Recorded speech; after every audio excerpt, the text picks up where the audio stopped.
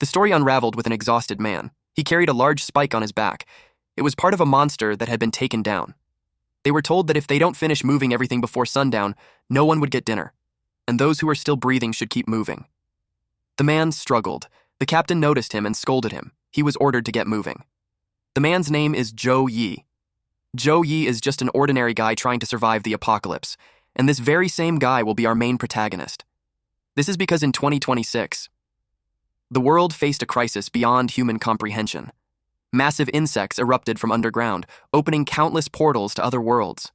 People started calling them abysses. Inside these abysses lurked monsters straight out of a nightmare, like something from a hardcore dungeon in-game. But the abyss also unleashed a mysterious radiation. A handful of people gained incredible powers from it. They became known as awakeners. But for those who didn't awaken, if they wanted to eat, they had to do the filthiest, toughest jobs. Yi had to load the monster part on the truck. He was exhausted. He fell on all fours on the ground. The captain saw him sitting and didn't hesitate to slap him in the face. He was yelled at, saying that he's slacking and trying to play the victim. He caressed his face and bit his lip to hold it in. His cheek was bruised, and yet he's concerned that the captain's hand hurt because of his face. The captain called him a pain in the ass. He was questioned if he can work, and if not, he should just get lost. He replied that he can. The captain yelled that the bodies need to be moved before dark, and they won't get any food until they finish. He assured the captain that he'll get it done. Suddenly, the ground shook. He thought it was an earthquake, but a monster appeared in front of him. It was like a worm with 4 tusks, and its circular mouth had sharp teeth. He turned pale. They got terrified upon seeing that there's still one alive. They started running. The captain noticed him and thought that running wouldn't save them. He made a decision. Suddenly, there was a gunshot. Yi was hit on the leg. He was surprised. When he turned around, he saw that it was the captain who shot him. He fell down, while the captain got past him. While dashing away, the captain told him that weaklings should be baits. Now he understood that the captain left him as bait so the others could escape. He questioned why, when all he wanted was to survive. And yet it was so damned hard. He realized that someone like him, weak, powerless, was doomed from the start. He cried. When he opened his eyes, he saw an insect crawling on his hand. He thought that only cockroaches had it easy, because they can eat anything, while he struggles every day just to find food. And they are practically unkillable, since even the abyss radiation couldn't wipe them out. He thought that if there's a next life, being a cockroach wouldn't be so bad. He eventually got eaten by the monster. Meanwhile, several screens appeared to show that human transformation was initiated, and the evolution system had been activated. It attempted reconstruction 4 times because of failure, until it reached the 1,599,999th reconstruction and eventually succeed. When Yi opened his eyes, he saw a dirty place. He wondered if he's dead. He raised his hand, and it wasn't a human's hand. He approached the mirror nearby and saw his reflection. He was surprised, like the shock of humans when seeing a cockroach, because, well, he looked like one. He asked if it was him. He couldn't believe that he actually turned into a cockroach. He was surprised to see his extra 2 arms, and what's even stranger for him is that it felt like they have always been there. It felt natural for him. The only thing that feels off is the weird muscle in his back. It moved. It was his wing, and it made him fly, and he panicked and wanted it to stop. He clashed into the wall and fell. He realized that when he slightly tensed the muscles in his back, his wings moved on their own. Suddenly, he felt regret. That if only he knew that wishes before death were powerful, he would have asked for something better. Someone appeared and called him ungrateful. A golden cockroach floats in front of him, offended that he mocked the cockroach god's blessing. The cockroach god stated that in 5,000 years, he's the first human to ever pray for his power. He was going to give him the strongest abilities, but now he saw that he's regretting it. Yi realized that isekai novels are real. He called the cockroach System, but changed it to Father. Then he apologized. The cockroach god didn't say a thing, then it disappeared. The system screen appeared and showed that the system has shut down because the cockroach god dislikes him. He realized that he just pissed off his cheat code. Over the next 10 days, he tried his hardest to summon the system, but no matter what he did, the system wouldn't come back. The other cockroaches saw him and wondered what he's doing. Because of that, he realized that he could understand cockroach language now. On his first night, he was alone. He realized that joking about becoming a cockroach was one thing and actually being one was disgusting. He peeked at the cockroaches nearby who's having their meal. It made him barfed because they were feasting on poop. One cockroach noticed him. It brought him poop and encouraged him to eat while it was fresh. He turned pale and yelled at it to stay away from him. But the cockroach insisted and shoved it in his face. It lets him have it since he prefers to eat a runny one. Instinctively, Yi slapped the cockroach to make it stay away. And the cockroach fell on the ground. It expressed that its feelings were hurt. Yi apologized and explained that it was because its breath smelled like crap. He suggested that it dies somewhere else before they talk again. And on the 5th night, Yi just laid on the ground. He cursed at his genes because now, even poop had started to smell good. He knew he had to find food soon or he might actually sleepwalk into a pile of dung. He rummages through plastics because a sealed one usually stops normal cockroaches from smelling food. But not him. He based it on his human knowledge and expected that there should be something edible in the trash pile. He saw a plastic that was labeled 3 years expired. He rushed to open it. The system notified him of an expired egg yolk pile. It is approximately 385 calories and edible for him. He thinks it was disgusting, but his stomach growled loudly. Eventually, he ate it. He was overjoyed eating it. He finds the smell great, too. Though he knew that humans can't eat it, for cockroaches like him, it's a feast. He cried upon receiving what he wished for. On the 10th night. The cockroach god still hasn't returned. He thought becoming a cockroach would make the apocalypse easier. But reality slapped him hard. He felt miserable to the point that he considered ending it all. But as a cockroach, he can't die from falling, drowning, or even poison. His only option is finding a predator to eat him. But since he got eaten in his past life, just thinking about it hurts him to the point that it made him shudder. Which then forced him to keep living. He felt fortunate that cockroaches are social insects. He thought that if he could dominate a colony and become king, he'd have a better shot at survival. It made him think that he didn't need a system, and with just his human intelligence, he'll thrive. He started with the one beside him whom he called Little Fatty. He asked him if he wanted to team up, but it aggressively rejected him since he can't even get fresh poop. He realized that in that world, power isn't about living comfortably, but being seen as someone who thrives. He knew that he needed an opportunity to prove himself. On his 20th day as a cockroach, that chance finally came. One muscular cockroach announced to his fellow cockroaches that, starting that day, they are moving into a better feeding ground. They could either come with them or stay and wait for predators to eat them. One of the listeners cried that they no longer have poop to eat. In Yi's mind, those cockroaches are worse to lead. Then the cockroach bawled his eyes out while expressing that he's scared to go outside. He saw the other cockroaches and wondered why they looked terrified. He wondered if it's because they are that lazy. The muscular cockroach asked if there's anyone volunteering to scout ahead. He told them to speak up. But everyone was dead silent. He didn't participate since he doesn't even need their poop to survive. But the system appeared and told him that the cockroach god says that if he accepts the mission, he might be forgiven. Without second thought, he raised his hand and volunteered to lead the charge. Little Fatty was in awe of how brave he is. He had a grin on his face as he thought that his cheat code was back. A few moments later, they hid behind the grass. They had to cross the dam and he thinks it's easy. But the little Fatty was scared and told him he knew nothing. He shared that every time food runs low, the big cockroaches send the little ones to scout new spots, and that would make them a walking buffet for predators. He yelled that they could all die. Yi realized that it was a suicide mission. It made him think that the cockroach god is screwing with him by sending him to die as a sacrifice. He yelled that he's backing out. And thinking about it, he had a way to keep them fed. Little Fatty looked scared. Yi was confused with his reaction. Little did he know that the big cockroach was behind him. It asked where he's going. Then it told him that beyond the dam, there are monster corpses waiting to be eaten. So first come, first served, he realized that cockroaches have evolved to eat interdimensional monsters. One cockroach exclaimed that it's amazing. It was like having free food forever.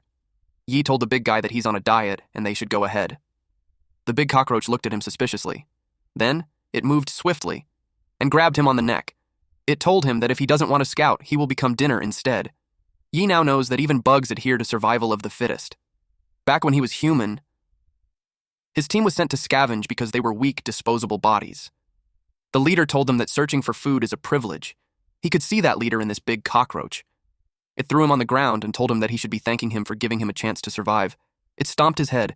He was squished on the ground. He knew he had to get his cheat code back, because being able to eat anything won't cut it. He was determined to be stronger.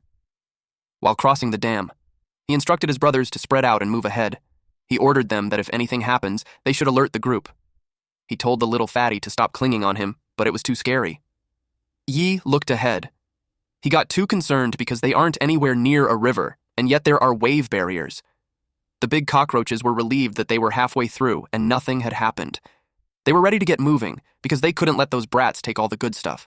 They came rushing by flying, thinking that if there's danger, the brats would get eaten first. Yi was annoyed that they could fly, and yet they ordered them to scout. He called them cowards. Suddenly, he noticed something from the back. He saw large red eyes. He felt scared. Then he thought it was stones, but realized that those were toads. The other cockroaches cried. The toads pushed out its tongue as the cockroaches ran in panics. One cockroach yelled to run, scatter, and fly. A cockroach was grabbed. It yelled loudly as it got chewed. Several more cockroaches got eaten. The system appeared to show that a predator had been detected. It analyzes its biological data and learned that it is a mutant toad. It's an amphibian that possesses powerful hind legs capable of leaping 20 times its body length. Its tongue extends at 4 meters per second, lined with barbed teeth coated in paralyzing mucus. Its weakness is that it cannot see stationary prey. Yi told everyone to stay still because they can't see anything that doesn't move. He instructed them to lie down and don't breathe. Suddenly, the cockroach god grants Yi a choice. One option is to follow the safe route and escape alive, and the other is to save a fellow cockroach and gain his first loyal follower on his path to become the cockroach king. He initially thought that he couldn't become king when he died. It was an obvious choice for him, until he heard little Fatty wailing. With a terrified look in its eyes, it stared at him. He recalled his experience back then. The thing he wished for most, the thing he never dared to dream of, wasn't becoming a cockroach.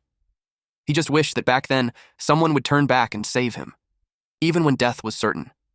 The cockroach god started the countdown. Yi longed for someone to save him. He grabbed Fatty and hurriedly flew away while lecturing him to be on a diet. Fatty expressed, "Bro, I love you!" Yi told him to shut up because his breath is distracting him. He got worried when it suddenly got dark. It was because they are headed to the mouth of a toad. He knew they were doomed.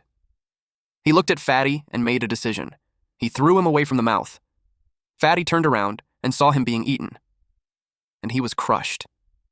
Suddenly, the system window appeared and informed him that he passed the test of the cockroach god. His selfless spirit had moved him. The system access was restored. He unlocked a new trait called Devour All Things. It was activated. Then he acquired new abilities like sticky tongue and acidic mucus. It was absorbed from the mutant toad. Suddenly, the toad exploded. Yi gained a special reward: a foot step out of the toad's body. Yi was notified that Blind Body has been unlocked. He's in a human form covered with green toad blood. The cockroach god uttered that even in direst of situations, he upheld righteousness, so he is worthy to be his successor. Yi asked if it meant that he won't have to stay as a cockroach anymore.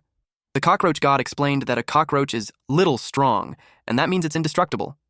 Given that he's already indestructible, he shouldn't worry about the form he takes. Yi admitted that he sucked in Chinese school, so he requested him to put that in plain words. The cockroach god yelled at him, saying that it means he can keep his human form while having the power of immortality. He celebrated that he's no longer a cockroach. He jumped up high as he rejoiced. The cockroach was impressed with him, since few humans ever show compassion for bugs, yet he saved his companion. When he landed from his jump, he felt something underneath his foot.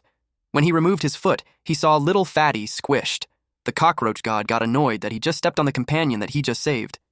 That got Yi worried because he turned human again, because he saved little Fatty, and now that he squished it, he wondered if he'll turn back into a cockroach. He tried to calm down. He knew his survival skills would depend on his acting skills now. The cockroach god called him a moron. He felt foolish, too, for choosing him. He was cut mid-sentence when Yi cried out loud. He acted so heartbroken because he raised little Fatty himself and now it's dead. To the point that he couldn't live anymore. It was so dramatic, he even rolled on the ground as he bawled his eyes out. Watching him made the cockroach god realize that Yi's bond with the cockroach runs deep and that maybe he misjudged him. The cockroach god told him to stop crying since the little Fatty isn't dead. Well, to be precise, it can't die because it became his guardian, so as long as the king lives, it will revive endlessly.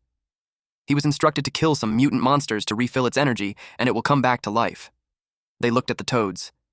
Yi planned to spare them, but now he thinks it's impossible. He made sure to make them remember the terror of being dominated by humans. The way he grabs the toad was portrayed in reference to Attack on Titan, because he was large, naked, and had steams all over him. The toad sensed him.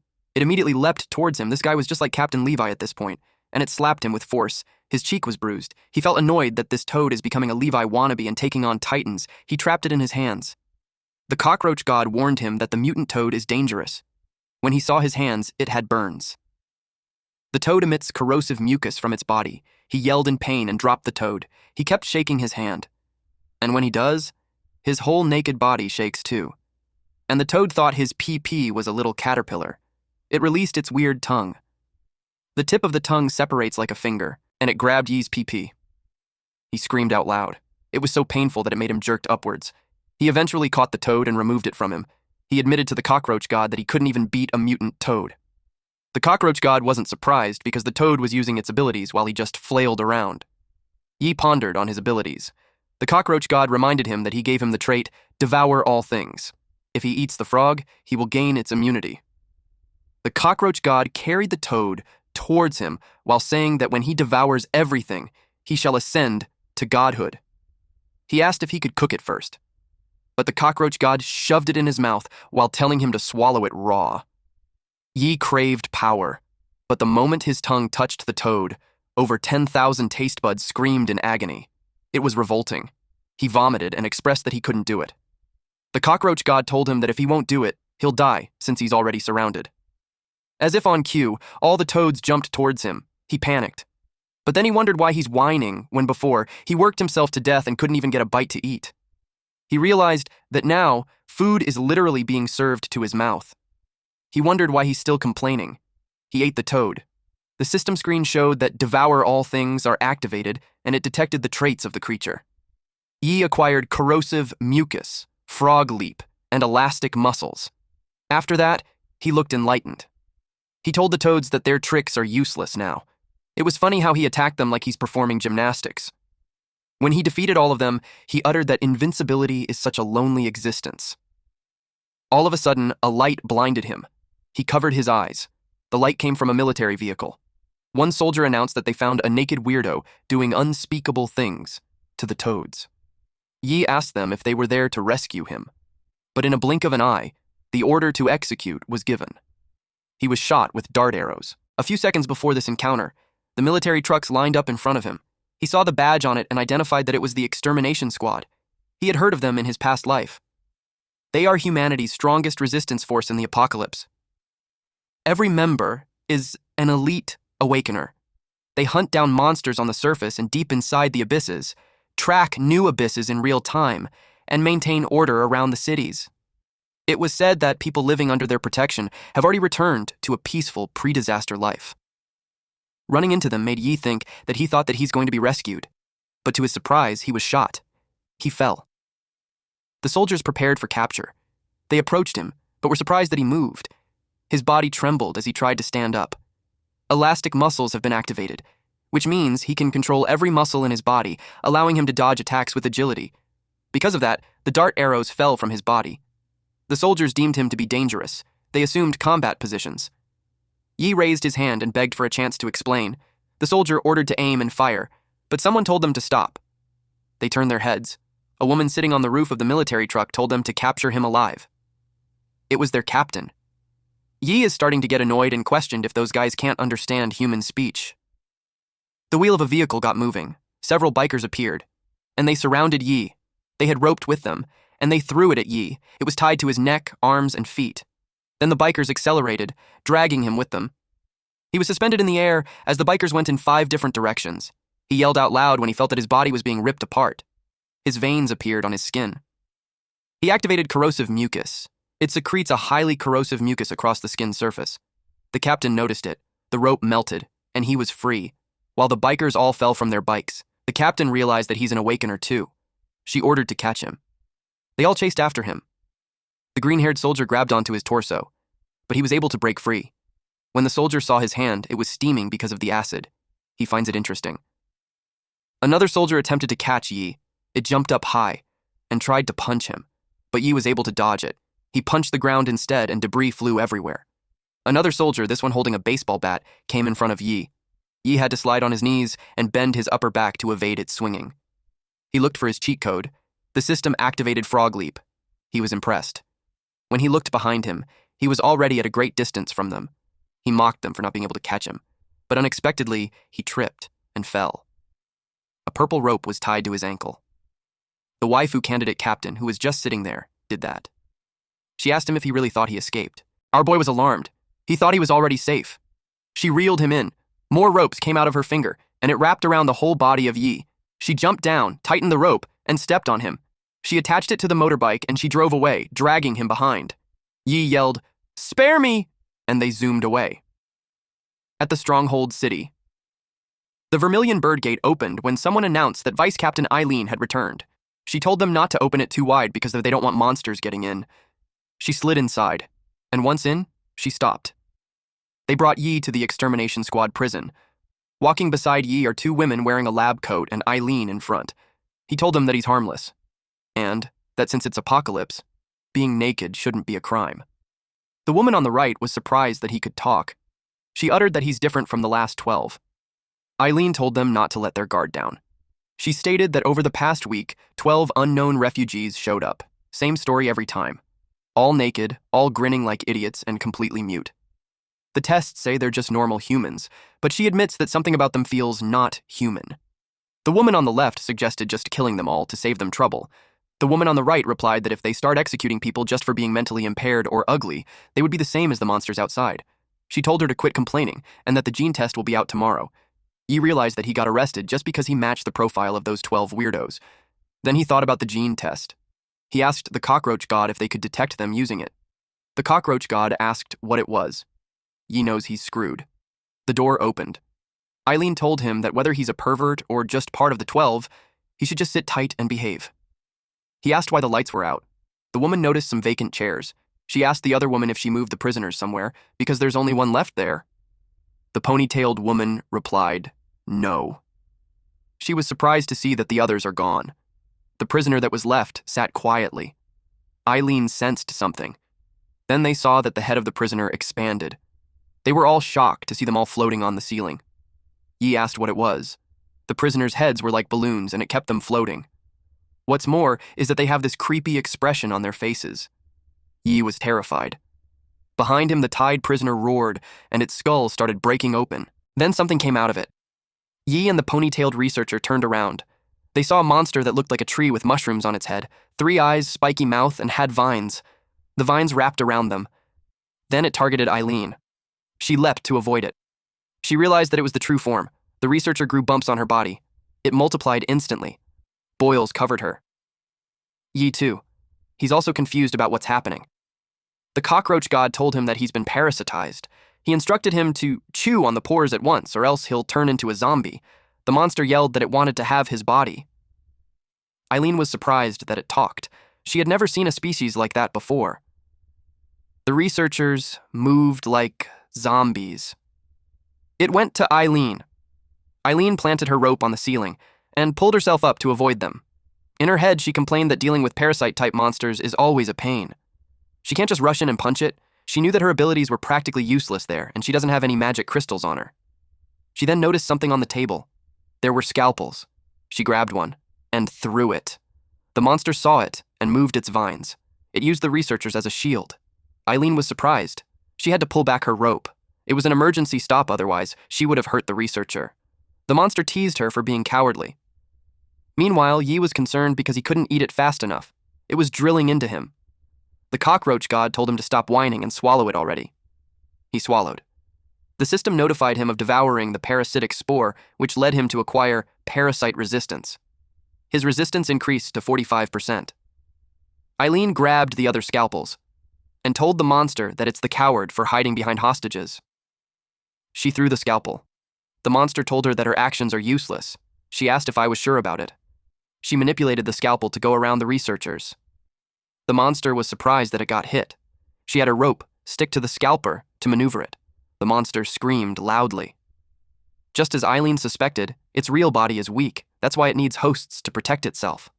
Suddenly, the researchers bled on the same parts that the monster was hit. Eileen was surprised. The monster decided to transfer the attack to the hostages and restored its body. It was such a pain in the ass. Then the monster pointed out that she was infected too. She didn't know until then. She saw her arm had transformed, and it won't listen to her. Her own arm choked her.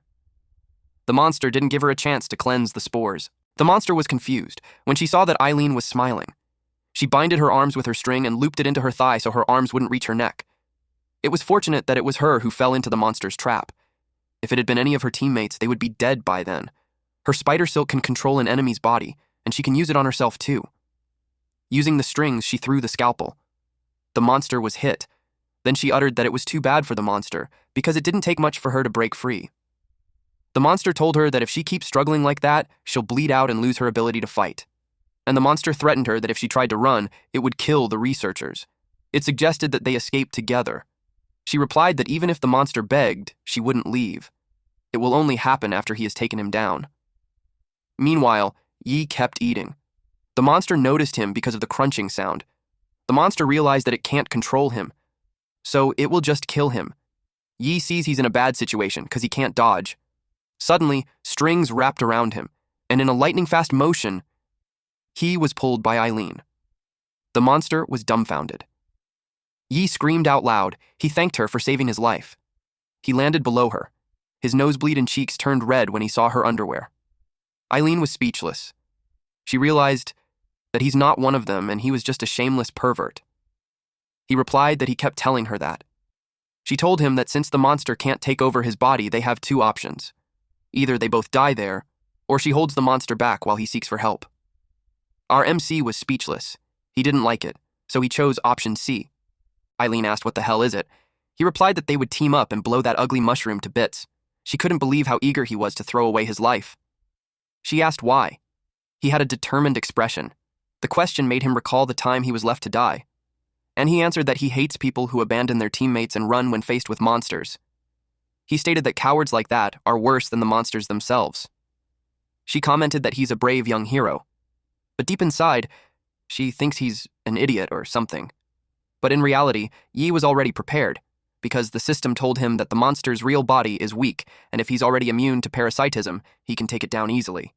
He was thinking that if he wins, he'll earn a safe place under the extermination squad's protection. The mushroom complained that humans, even in battle, still think of impressing the opposite sex. The monster thinks that it's pathetic. It released several vines on their way. He knew that Eileen could control bodies too. He told her to hurry up and control him so he can fight too. He told her that he's not afraid of parasitism, but he doesn't know how to fight either. Eileen released her spider silk, but warned him that she can't guarantee his safety. The string was attached to Yi's body. She moved her fingers and told him to go for it. He charges ahead. The monster knew he couldn't dodge his tentacles, so he questioned how he's going to break through his combat puppet. Yi was met by the researcher controlled by the monster. Eileen moved her fingers so Yi could grab the researcher and shove her down. Then the ponytailed researcher attacked next. Eileen moved the strings and moved Yi like a puppet so he could slide down between the legs. Then he leapt. The monster noticed that he's moving faster now. It started to think that the woman was controlling him. Eileen commented that the monster had brains, after all. Yi was ready to punch the monster. He screamed out loud, "Die!" The monster's vines moved. It created a barrier to protect itself. It was confident that Yi was too weak to break through its defenses, but as Yi approaches, a trait gets activated. The trait is elastic muscles together with corrosive mucus. His punch landed. The monster coughed green blood. Eileen was surprised to find out that Yi had been hiding extra abilities. A part of the monster melted. Its torso was left with a big hole. It couldn't believe how strong Yi is. Yi smiled. The monster refused to die there, so it planned to transfer the damage. But to its surprise, its wounds weren't healing. Then it saw Eileen crouched beside the two researchers, and she already extracted the parasitic spores from them. She crushed it on her hands, and she annoyed the monster by saying that she couldn't wait to see how it would look all sliced up. The monster glared at her. This ugly fuck got triggered even more. Suddenly, the human balloon floating in the air started acting up. They then popped and excreted liquid. Eileen and Yi were surprised, and they saw the blood gathered towards the monster. The hole in the monster's torso started closing. Both Eileen and Yi got cautious. Then the monster turned gooey. Its body was transforming. It was now like a giant red slime with sharp eyes. When it finished the transformation, it looked like a muscular red bipedal monster with 4 eyes, sharp teeth, and long tongue. It was far from looking like a tree. Red venom would be somewhat near. Both Eileen and Yi got cautious. The monster told them that they are the first human to ever see that form. It hoped that they wouldn't disappoint. In a blink of an eye, its fist is already at Eileen's face. It was that fast. When its fist landed, she got blasted backwards, and she collided with the wall. Yi was surprised. They didn't expect it to be that strong. She could tell that it's on a completely different level than before. She saw it reaching for her. It grabbed her head and shoved her on the ground. As she was dragged, it left a trail on the ground. Then the monster threw her. She's coughing blood already. She stayed in a fetal position on the ground while the monster looked at her. It felt like an attack landed on its body. It turned around and saw Yi. It knew that the attack came from him. Yi knew they're in a bad situation. The monster closed the gap towards him, and without holding back, it punched him. He crashed on the ground, alongside the researcher. Our boy was already out cold. The system warned him that all bones were broken and internal organs were severely damaged. Since fatal injury has been detected by the system, the immortality trait has been activated. Full body regeneration was in progress. And just a few more twitching, it was done. Our MC woke up again and immediately whined that he really nearly died. He also noticed that the cockroach god was beside him and told him that if he takes another hit like that, he can't guarantee that he can save him. With that, Yi immediately played dead.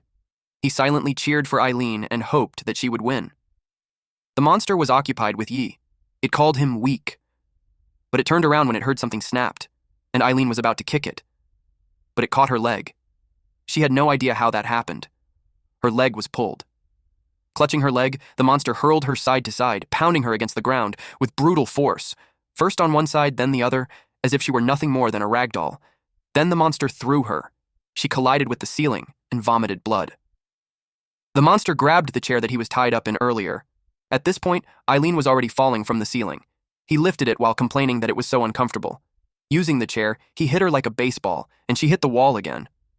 More blood came out of her body. She was in pain as both of legs were broken.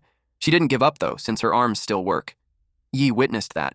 He couldn't believe that even Eileen, the vice captain of the extermination squad, couldn't beat that thing. He wondered if there's anyone who could save them. Someone called him. It was the researcher, and she told him to tell the vice captain to unleash her full power. She opened her palms and revealed a red gem. Yi saw it, and he reached for it. But there's a problem. He has no idea how he'll deliver the stone to her. The cockroach god suggested that if he pushed the elastic muscles straight to the limit and charged forward, he might find an opening. And based on his calculations, the success rate is 10%. Yi replied that it's basically a death sentence. The cockroach god pointed out that it's either a 10% chance of survival or a 100% chance of dying. Yi grits his teeth as he contemplates. He could only curse as his body started moving. He activated the elastic muscle trait, screamed out loud, and started charging forward. The monster noticed him. The cockroach god noticed that the monster's reaction was even faster than expected, so with that, his success rate dropped to 5%. Yi knew he couldn't turn back now. He could just go all out. He leapt so high to go above the monster. The cockroach god told him that there's only 1% left. Yi was determined to reach Eileen, but the monster grabbed his foot. It asked him what he's doing. Yi got pulled. The cockroach god uttered that it's now 0%. Yi was smashed on the floor. The impact was so powerful that he created a dent on the ground. The monster was about to step on him. But Yi has a determined expression and believes that he hasn't reached 0% yet. He knew that the position was his last chance. He threw the stone while yelling at Eileen to catch it. Then the monster stomped on him and called him weak. But it got surprised and realized that there was a problem. Its foot didn't reach Yi's head because Yi had been protected by spider silk. The monster turned to Eileen, and this badass waifu #1 acknowledges that Yi risked his life just to get the crystal to her. She was seriously touched. Her legs were patched up using the spider silk. This is her using a lot more of her ability now. She released more of it through her fingers.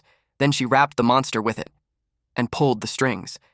It made the monster fall on the ground. Her hand transformed into a blade. She calls it Spider Snowblade, unsheathed. Then she slashed the monster using that, but it disappeared. That surprised her. Suddenly, it towered over her. Then it stated that humans who can wield their power are still too weak. It grabbed the blade and snapped it in half. Then it grabbed her by the neck and pierced her torso using the detached part of her blade. Yi watched it happen. She laid motionless. Yi felt hopeless. The monster was about to stab her again. Unexpectedly, Its hands got chopped off instead, and a long brown-haired guy carried Eileen. It angrily looked back. Yi was surprised too. A large, bulky man walked away from the monster. 2 more people arrived? The monster inquired who they were. There was a silver-haired woman with eyeglasses and a tall, maroon-haired man with brown cape. And the last would be the large, muscular, brown-haired man that carried Eileen. They all wore the same uniform. The woman saw the researchers on the ground. She checked their body and said that they're in a bad shape since their organs, bones, flesh are all a mess. She knew she had to treat them at once. This woman is the captain of the Extermination Squad 10, Haley. The large, muscular, brown-haired man is the captain of Extermination Squad 2, Philo. He assured Haley that no monster would get past her to hurt her.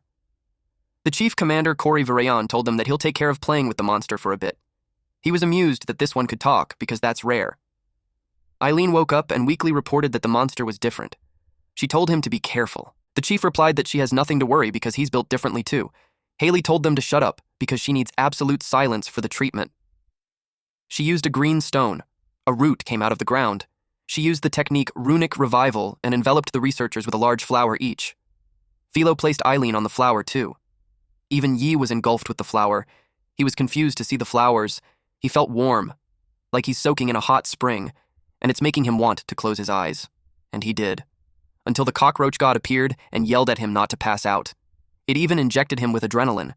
He immediately woke up since it was burning. Haley saw him and got confused because the treatment shouldn't hurt. The cockroach god told him that he's lucky. It advised him to open his eyes and witness the peak power of the era. Corey Virayon introduced himself to the monster, and since it can understand human speech, he invited it for a talk. The monster replied that they don't talk to food. It made Corey confused. Suddenly, Corey noticed blood spilling from the cracks on the roof. This really got his attention now. It kept dripping, and it eventually formed a shape. It was the captives that the monster devoured. That became its army, and it claimed that all of them will die there. The other monsters charged ahead, and they were heading towards Haley. Yi was stressed to see there are monsters everywhere, from above, left, right, below. But then, Philo assumed a combat stance. When he punched the air, it released sharp waves, and it immediately disperses the other monsters. Meanwhile, Haley manipulated the wind. Yi noticed it swirling around the flowers, until it formed a cyclone barrier. Philo told her that he can deal with the monsters, but she had to deal with the blood. She was annoyed, but she let it slide. Yi's jaw dropped as he witnessed the power of a captain-level awakener. The monster was pleased with himself for managing to stall 2 captains. Now the first one he plans to eliminate is Corey. Some monsters were liquefied. The main monster screamed out loud as it absorbed the others. Then its body transformed. Beside its head, it created 2 more heads and arms, one on each side. It's now a gigantic, ugly monster. Yi exclaimed that it's so unfair for doing a 3-stage transformation. Corey expressed that he envies guys like the monster since they can grow bigger whenever they want, while Ha had to go through a whole process just to do it. The monster threw a punch, but Corey moved swiftly, so it didn't land on him. He then teased the monster that it almost got him. The monster got angrier. It tried to punch him again, but he jumped to evade it. Then he crouched so low to evade the next attack. The monster kept attacking, but he's agile enough to evade it all. The monster got annoyed with him, dodging like some annoying bug. When Corey jumped, he saw the monster became flexible, and one of its vines wrapped around his torso. The monster told him that he's done for. But our boy pulled out his sword and slashed the monster consecutively. Then he landed on his foot, while the monster was chopped into pieces. What a Chad. The monster had no idea what just happened. It trembled in fear as Corey approached it, and in a single fucking flick of his finger, the monster's body disintegrated. Corey watched it intensely. Only the small mushroom-type body of the monster was left, and in a single swift move of his arm, Corey trapped it in a bottle. He was so happy to have it. It was like he just caught a new Pokemon or something. He got excited catching his first talking monster in a H story. He asked if he has the privilege of naming it. Haley yelled at him to quit messing around, and that he should start thinking about how to explain the destruction of the brand new research facility to the council. Both her and Philo uttered in unison, "Stupid boss." Yi couldn't fathom how strong he was. The cockroach god asked him if he saw that gap. Then he told him that he can pass out now. Time had passed, in one of the rooms. The inside looked like a cozy home. Yi slowly opened his eyes, and asked where he was. He was surprised to find himself in a bathtub. He saw something. The curtain reveals a silhouette of a woman in the shower. He turned red. He was confused on what's going on. Eileen peeked from the other side and saw that he's awake. She really looks like a different person just because of her hair. She told him that his gene results aren't back yet, so technically, he should have been locked up for another night, but since the prison was destroyed, she had to bring him home under her supervision. Yi tries to cover his body. He asked if they really had to go that far, being naked and soaking wet together. She didn't care if he saw her body, and she lectured him to stop being shy. Then she explained that hot water is only available during that time, so there's nothing they could do. She introduced herself properly and thanked him for what he had done earlier. She asked his name. Our boy was flustered, so he couldn't easily answer, but eventually he manages to say his name. She told him to scoot over, and she dipped inside the tub. Yi looked really uncomfortable. Then she told him to turn around and lie down so she could check his wounds. He became redder when he felt her hand on his back. He couldn't understand why she had no concept of personal space. If that keeps up, Yi feels like he's going to... His thoughts were interrupted when she exclaimed that it was impressive. All his wounds had completely healed and it didn't even leave a scar. She pats him on the back and commended his regeneration. The cockroach god appeared and stated that his heart rate had raised to 120 beats per minute and his testosterone level spiked. His blood flowed downwards. He asked if he should activate reproduction mode. Yi yelled, "No, absolutely not." She showed him her scar on her chest while she commented that the monster was brutal. She openly showed it to him and his jaw dropped. The cockroach god did a countdown of the reproduction mode activation. Before it could reach the count to 1, Yi immediately stood up and left. Eileen was left confused. Little did she know, she nearly saw what a cockroach guy in reproduction mode was like. Yi was now out of the bathroom and breathing heavily. He knew that if he stayed a second longer, he would have died of embarrassment. He blamed the system. He was then distracted when the news was on, and it talked about the recent spatial fluctuations detected near Minghai City. A small human outpost 50 kilometers away that was run by non-government forces has been attacked. It was where Yi used to live. He wondered if everyone died. The news anchor reported that by the time the extermination squad arrived in response to the distress signal, the entire outpost had already been abandoned. He realized that if he hadn't left, he'd probably be dead too. The public was warned that Abyss is portals to otherworldly realms, and if they detected one, they should report to authorities immediately. The cockroach god told him to quit overthinking it. Then he told him he has good news. The squashed buddy, Little Fatty, was back to life. It was displayed as an imperial guard. Yi was intrigued with it. Cockroach god explained that from then on, Little Fatty is immortal, and no matter how many times it is crushed, as long as Yi is alive, it will always come back. Yi started to think it was overpowered, but he questioned how a cockroach that never dies is supposed to be a guard. The cockroach god told him that Little Fatty could also level up. At the moment, it can share its vision with him. He tapped the summon on the screen. The screen became pixelated. Little Fatty's hand started moving, and eventually, he made it out.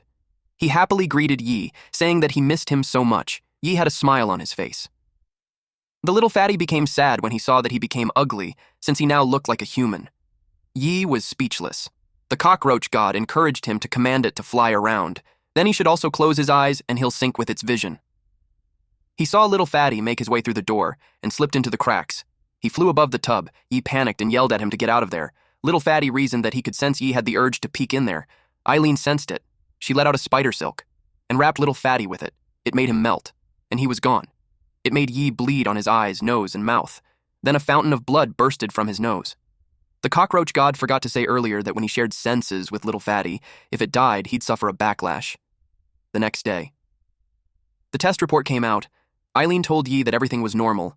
He looked at the report. Then she told him that he's free to go. Yi had this sullen look on his eyes. He placed the report down. Then, in a serious tone, he expressed that he wants to join the extermination squad. She was confused when she heard that because their mortality rate is ridiculously high. He asked her if she thinks the survival rate for normal people is any better. He reasoned that he's an awakener too, and he wants to fight alongside them. He had clean records, so he thinks there shouldn't be a problem. He asked again if he could join or not. She stared at him. Then she informed him that the extermination squad's quadrennial selection tournament is in 7 days. She admits that his skills aren't bad, but there's a rumor that the competition that year was the toughest one in history.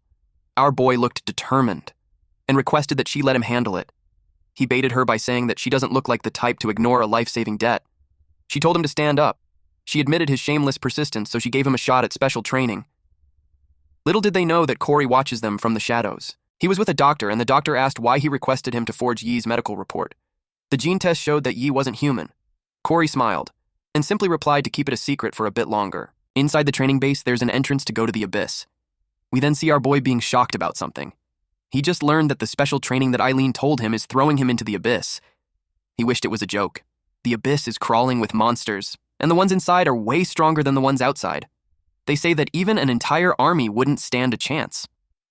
He questioned how jumping into an abyss is considered training, and his teammates are just 4 teenagers. There was Justin, Lu Yao, Su Kai, and Song Tao. Eileen informed them that each of the abyss connects to another world.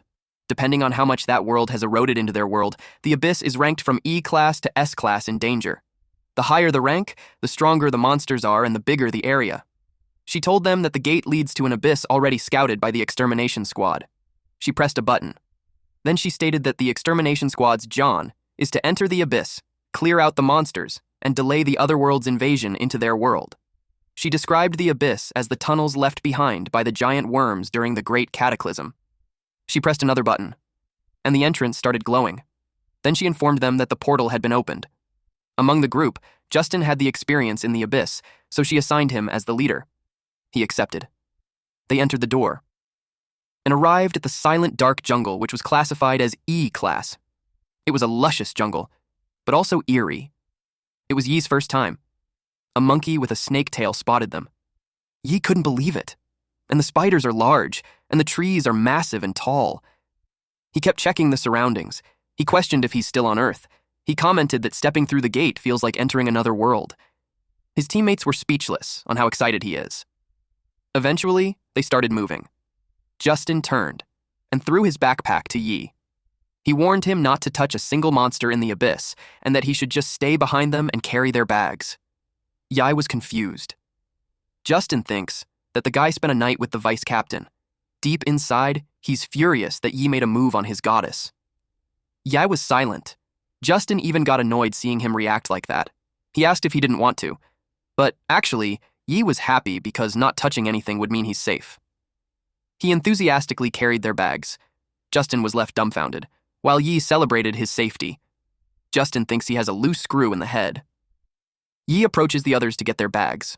The first one was the only female in the group, Yao. She coldly replied that she got it, and then they walked away. Deep inside, Yi couldn't understand why he's forbidden from hunting monsters. He thought that it wouldn't do any harm, until he saw how awakeners fight in the abyss. Yao used Heavenly Curtain Thunder Wrath.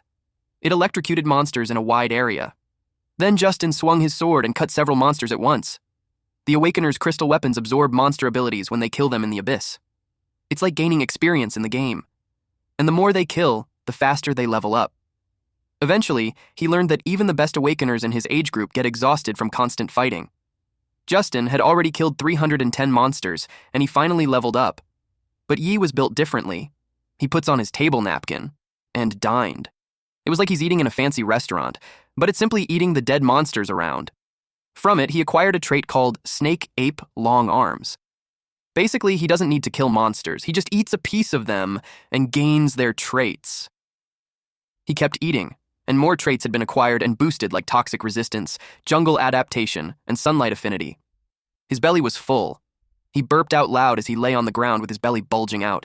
He made up his mind that if he joins the extermination squad, he's going straight to logistics. He felt so good watching the others fight while he grew stronger just by eating. The cockroach god appeared and suggested that he should praise him. He raised his arms and waved. The exhausted awakeners saw him. They were annoyed that they are fighting for their lives, and he's just having a buffet in the back. Still in the silent, dark jungle, a monster ran. It was a jungle heavy-horned beast. It was charging at another monster, the king of snake-tailed monkeys. In just a bump from it, the king of snake-tailed monkeys was thrown in the air and bled. Yi watched secretly. He recognized that it was the abyss's final boss. From just watching it take down the near-night-level king of snake-tailed monkeys like it's nothing, Yi felt overwhelmed. He recognized the rank difference and the gap in power. Justin told them that they got it, as long as everyone sticks to his plan. Despite being a rookie team, he's determined to take it down. Yi remembered what Eileen said. If he gets hurt, crippled, or worse because he ignored the rules and charged in recklessly, health insurance won't cover that. He told them that Eileen warned them not to fight the boss. With that, he's out. Justin grabbed his collar and yelled that no one needs a loser like him anyways. He ordered him to just go sit in the safe zone and guard their bags. Yao stayed quiet. Justin pointed at the map and told him to stay put in there. He carried their bags, walked away, and wished them good luck. Kai and Tao were pleased. Yao knew that the spot that the captain sent Yi to was the ambush point for the final battle. Justin replied that it was intentional. He added that he already stuffed explosives into the 4 backpacks that Yi is carrying, and once the boss locks onto him, he'll set off the explosives. Then they would swoop in and clean up what's left. He didn't have any remorse when he stated that all it takes is one useless teammate. Yao expressed that it's messed up. But as soon as she said this, something happened. The captain didn't hesitate to point his sword at her. This edgy guy told her to cut the pity act, and he's only going to let it slide once. Back to our MC, Yi arrived at the so-called safe zone. To his surprise, the ground shook. He wondered if the fight was that intense for him to hear it all the way there. He sensed something. He turned pale. Something moved so fast, several monkeys ran past him. He was confused that it did. Then a tree snapped in half. He turned around and saw the boss monster running. Its sharp horn pierced Yi. He coughed tons of blood as the boss monster ran over several trees, until it hit the mountain. Yi questioned why it was there. At this point, his body was already pierced with its horn. The cockroach god detected fatal injury. He expelled foreign objects and began repairs. Yi asked where everyone was. He asked if the whole team was wiped out. A flamed arrow was shot. It landed near the bag. It lit up dynamite. Yi thought it was a rocket. Then it made him think about what's really in the bag. When he realized it was explosives, it was too late since it already exploded. He blacked out, but his consciousness was there, realizing that he was ditched again and used as a bait. The explosion was huge. The other 4 watched it from a cliff. Justine laughed out loud. He commented that Yi's face was priceless. He told them that once the explosions are done, they will go down and finish the boss. He was happy to kill 2 birds with 1 stone. Yao saw something, she informed the captain. Justin turned pale. The explosions ended. The smoke slowly vanishes, and it revealed Yi in one piece. His eyes glowed in yellow. Justin couldn't believe it. Yi was still alive. He finally took the horn out from his torso, and his skin was restored. He was furious. He lifted the large monster just by holding on its horns. Justin was taken aback. Our boy then threw the monster at them while yelling that he's not easy to kill. When it collided with the cliff, it created a massive explosion. Justin braced himself for the impact. One person called the captain. It was Tao. Half of his body got squeezed and he sought help. They were surprised to see him. Justin deemed that he's done for.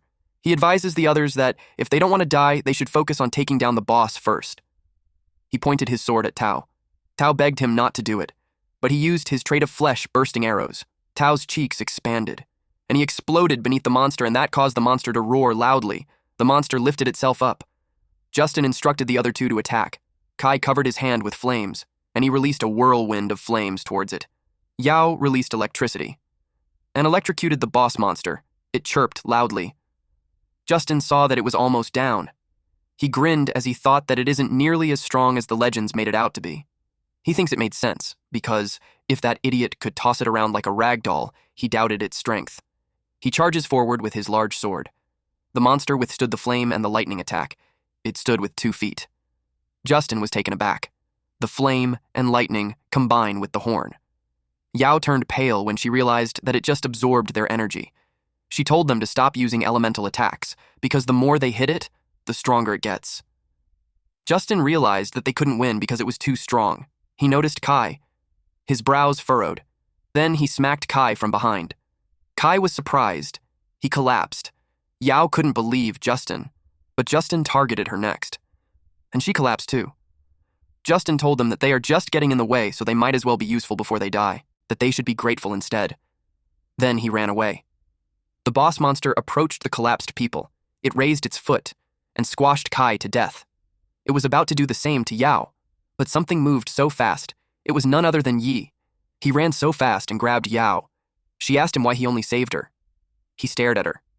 Then he replied that back then, she's the only one who didn't bully her and didn't let him carry her backpack. Yi had this thought that because he was weak in his past life, people treated him like cannon fodder without a second thought. And now, as a cockroach, he was weak again, forced to lead the way and die for the bigger roaches. He also didn't provoke anyone, and yet he was still betrayed. He learned that in that world, only the strong have the right to control their own fate. So he was determined to get stronger. Someone called him and asked for help. It was Justin. The monster had trapped this fucker beneath its foot. Yi reminded him of his words, that not a single monster should get touched by him. Then he grinned at him. Justin got furious, and just like that, he was squashed. Yi turned his attention to Yao. He used a sleep-inducing pollen. The pollen of the tranquil bloom causes unconsciousness when inhaled in large amounts. He knew it best to keep his monster abilities for now. So the only ones left are him and the boss monster. He faced it.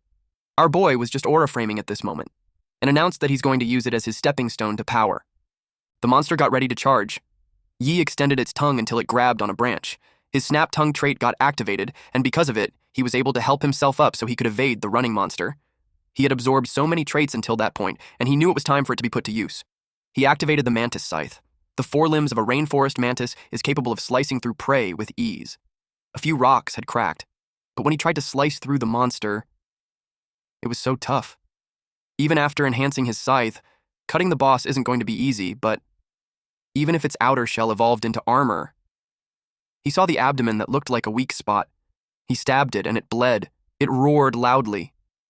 Yi became positive that it might work, but the monster set its eyes on him. It turned and threw him in the air. He bounced on the ground while bleeding and eventually collided with the mountain. He coughed blood. He realized that despite its big size, it was fast. The boss monster released electricity through its horns and tried to zap him with it. He knew it was bad. It landed on where he was. It was so powerful that it covered a wide area. Smoke covered the forest.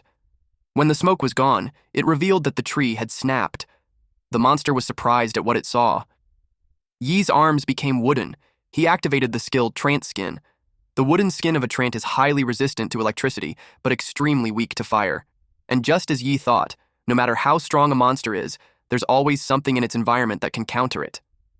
He knew that despite it being able to block attacks, he would still need a finisher. He was set on his move. He activated long arms to grab Justin's sword. He knew that the next strike would decide everything. He lifted his foot, and when he stomped on the ground, he activated Trent Vines.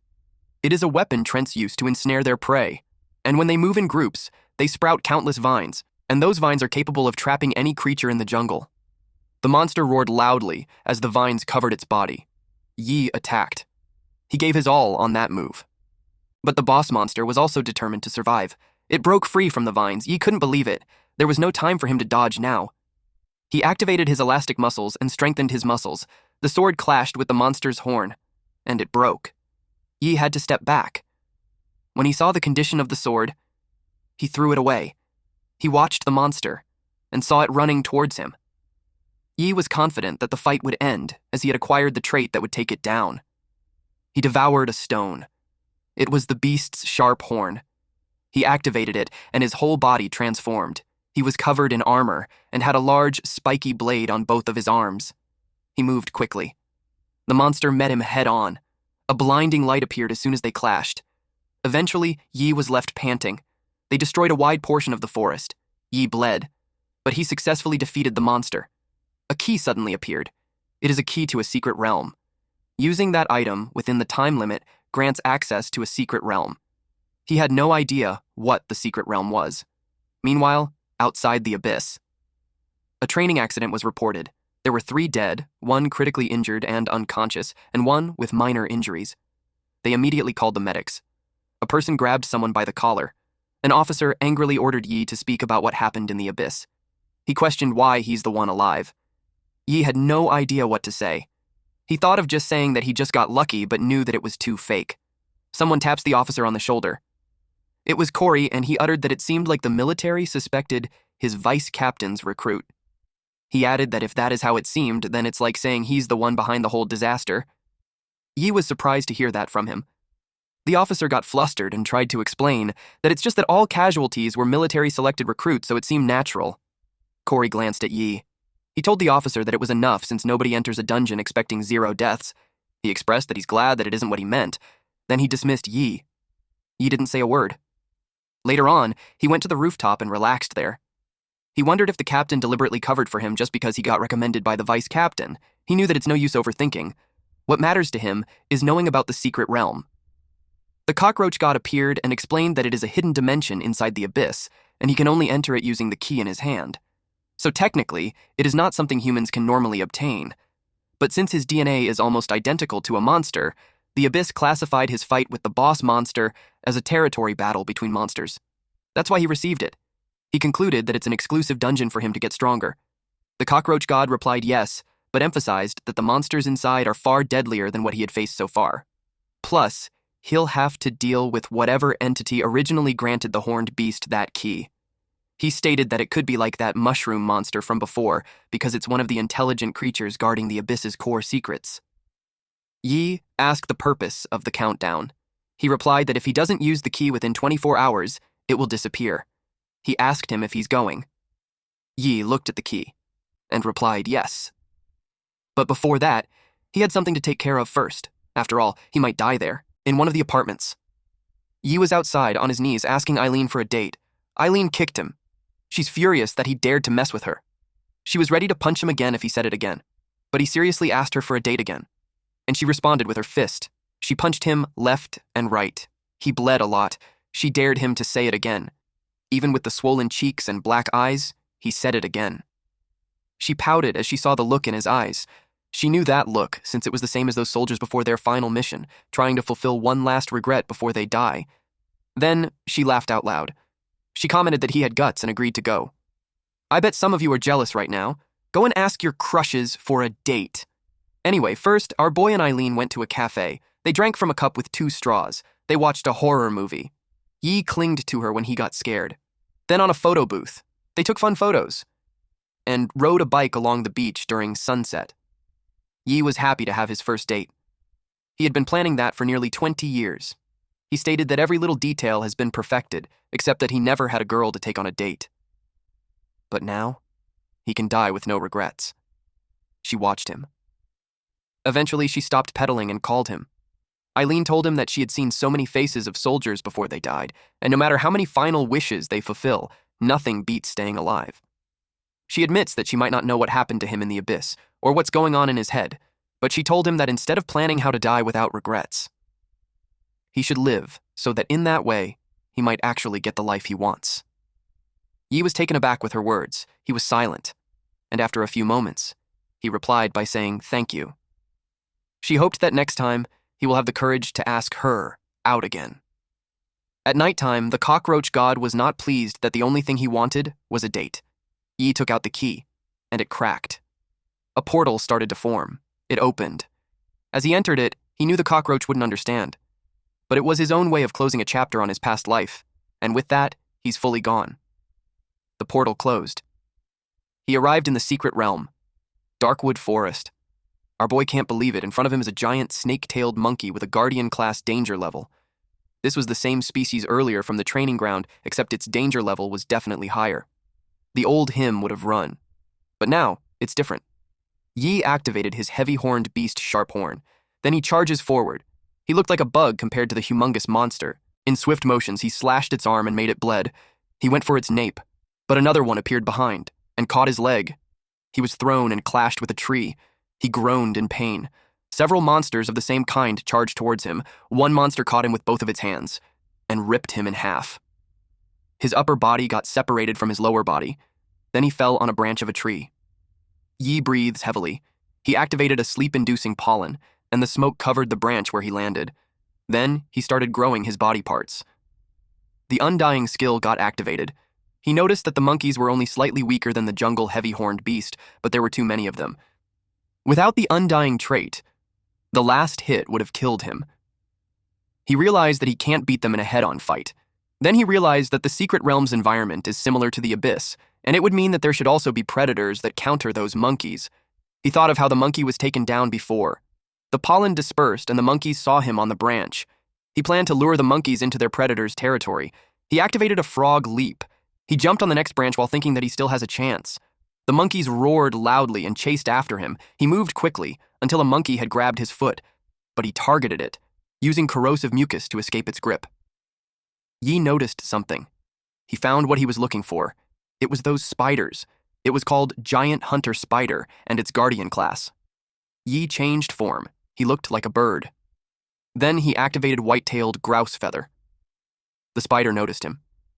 He flew to a branch above those spider webs. He had to disguise himself like that, a natural predator of spiders so it wouldn't attack him.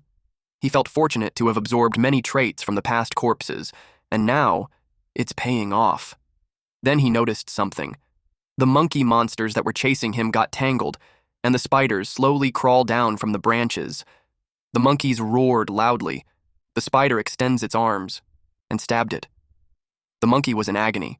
Its mouth was frothing. Yai watched them from the shadows. He saw how the snake-tailed monkeys are being overwhelmed by their natural predator. But he's aware that hunter spiders usually hunt by trapping isolated prey, and at the moment, a whole troop of monkeys just charged straight into their territory. The spiders hissed. The rumble started, and chaos like that is exactly what Yi needed. He activated Mantis Scythe. 2 spiders ganged up on a monkey, and Yi was coming towards them. He slashed the spider first, followed by the monkey. He strikes the stragglers and even the playing field for the weaker side so that the battle drags on. He chomped at a monkey's finger and swallowed its flesh. He used the chance to absorb traits. But nothing happened to his body. He asked why it wasn't working. The cockroach god called him an idiot for thinking that the power was that simple. He told him that he can't just bite a random monster and expect to get stronger. To acquire stronger traits, he needs to devour specific parts of his enemies. He offered to mark it for him. The arm of the monkey was highlighted. The screen showed him that the trait is located in the giant ape's biceps. He munched on it. Then he acquired the new trait called Snake Ape Long Arms, an upgrade to giant snake ape arms. He watched the chaos. In a chaotic battlefield, he knew that he would have plenty of time to keep evolving. He also acquired endurance enhancement and venomous spider stinger. He also got paralytic venom and paralysis resistance. When he was done eating, it was time for him to clean up. He slashed several monkeys at once. By the time he's done, it was dusk. He arrived at a certain place. The door was made out of stone and was fiery red. And behind that door is the boss's territory. He could feel that aura coming from inside, and it's insanely strong. He noticed something. Something was piled up on the side. He asked what it was. He took an orange marbuk. The cockroach god told him that it's the Secret Realms marble, which can be found in monster graveyards unique to Secret Realms. Basically, it's an ultra-rare magic crystal. Over the years, it has absorbed the residual energy of countless dead monsters. It contains an immense amount of energy. The cockroach informed Yi that he can absorb it all at once or use half its power to tear open a rift and safely exit the secret realm. He contemplated and thought about his options, to play it safe or to gamble everything for more power. But he knew that it's his best chance to evolve, and if he backs out now, he knew he might not get another opportunity like that. He hasn't faced the boss yet, so there's no way he's running away already. When he entered, he saw a room surrounded by fire, and in front of him was the boss monster, sitting on a throne. It was called the Heavy-Horned Beastman. The danger level is unknown. He was surprised that he couldn't see it, but even from that far away, he can feel the terrifying pressure. It was truly a secret realm boss. It spoke to ask him if he's the one who slaughtered its kin. Yi was surprised that it can talk. He realized that the kin it's referring to is the heavy-horned beast from the abyss. He wondered if these monsters have a society like humans. Then, in an instant, the boss monster charged at him, and the ground shattered. Flames erupted. The boss monster knew that it didn't hit its target. It also finds our MC strange. It was because our boy had already transformed and activated the giant snake money arm. The monster knew that the connection to that world hadn't even opened yet. He asked how a human like him was able to get in. Yi was shocked to find out that it was trying to connect the secret realm to Earth. Yi doesn't want to think anymore, so he just lets this boss monster talk. It glared at him, and in a blink of an eye, it punched him. Yi's eyes turned white as he coughed blood, and he collided with a pillar. The impact was so powerful that he created a dent on it. His torso was slit open. Undying skill immediately activated, and damage recovery started. The boss monster noticed him. When it saw the recovery speed, it said that Yi was more like them. It found it interesting. It decided to cut him open and study him. When it was about to strike again, Yi's dynamic vision activated and the perception of high-speed targets were enhanced. He saw the stake approaching. Yi watches it. Though the strength of this boss monster is terrifying, he could tell that its attacks are really simple. He evaded the attack and run to punch it. He knew that fighting up close would give him the edge. He activated corrosive slime. He wanted to get the boss monster's trait. But before he could reach it, it already smacked him away. The boss monster admits that the spear was a pain to use, and it prefers punching instead. Yi was on the ground and it punched him non-stop. Dust covered the area. It eventually stopped and the dust was cleared. Yi looked badly hurt. but the monster could tell that he's alive. Yi was thankful that the elastic muscles absorbed most of the hit. The boss monster took its spear. It expressed that it's boring now. It planned to stab him with the spear covered in fire. It moved so fast, but Yi managed to block it with his forearms. Hardened skin activated. It is a tough skin from the jungle heavy-horned beastback armor and can self-repair and provides extreme defense. It tried to attack again, but Yi was able to deflect it just by his own body. The cockroach god appeared and stated that the hardened skin is melting from the flames. He told him that they can still use the secret realm gem to retreat, but Yi refused to believe that he had lost. He saw an opening and immediately jumped. Then he activated the giant monkey arm fist. The boss monster spinned the spear in the air, and its movement blasted Yi away. He collided with a pillar. The flame rose and scattered everywhere as controlled by the boss monster. It locked its eyes on Yi and released the flame towards him. Our boy saw it approaching, so he jumped to avoid it. But the flame chased after him. He activated a frog leap to evade those flames. But he couldn't dodge all of it, and his thigh was pierced. Undying skill has been activated, but the wound is taking continuous damage that renders recovery disabled. He turned pale when he realized that Undying's insane regeneration won't work. The boss monster told him that he will melt him down. He faced the flames head-on and yelled that he will take the boss down with him. He activated a heavy-horned beast spear. Then he charged at it. At this point, he's already frustrated. He targeted the horn. His blade created a crack on it. But the monster just stared at him. Yi was surprised. His blade was stuck while the monster collected flame in its spear. Yi was engulfed with flame. It was followed by his loud scream. Even when he fell on the ground, his body kept burning. The cockroach god told him that it's not a monster that he could beat. He doesn't want him to throw away his life. He forcibly used the secret realm gem to open an emergency escape portal, but to his surprise, Yi smacked it away, and the gem fell and shattered. He got annoyed, but Yi was determined as he expressed that he already made peace with dying a long time ago. The cockroach god was speechless. Red mist covered Yi. It made the fire die out. He ordered to surround the boss monster. His body glowed in yellow, then he moved with a lightning speed. The boss monster got confused on what happened. He could sense power from him pouring out like a tidal wave. The system screen acknowledges that Yi didn't run from certain death. With that, he had passed the second trial of the cockroach god. His fighter form has been unlocked. He exudes powerful wind from his body when he transforms. He checked his hand. His whole body showed muscles with hard amber-type stones on some parts like his chest, genitals, shin. He could feel a new power surging through his body. He asked what exactly that fighter form is. The cockroach god replied that it is a state that allows his traits to evolve freely. He wasn't done talking when Yi got distracted because flames are on its way to him. The boss monster used his trait called Lava Burst Stream, and lava erupted. The area was filled with steam. Fortunately, Yi was unharmed. The cockroach god continued to explain that the armor in fighter form fuses cockroach carapace, elastic mutant toad skin, and the hardened hide of the jungle heavy-horned beast. And as he gains new traits later, it can keep upgrading. Yi was amazed that even the concentrated lava burst stream barely scratched the outermost layer.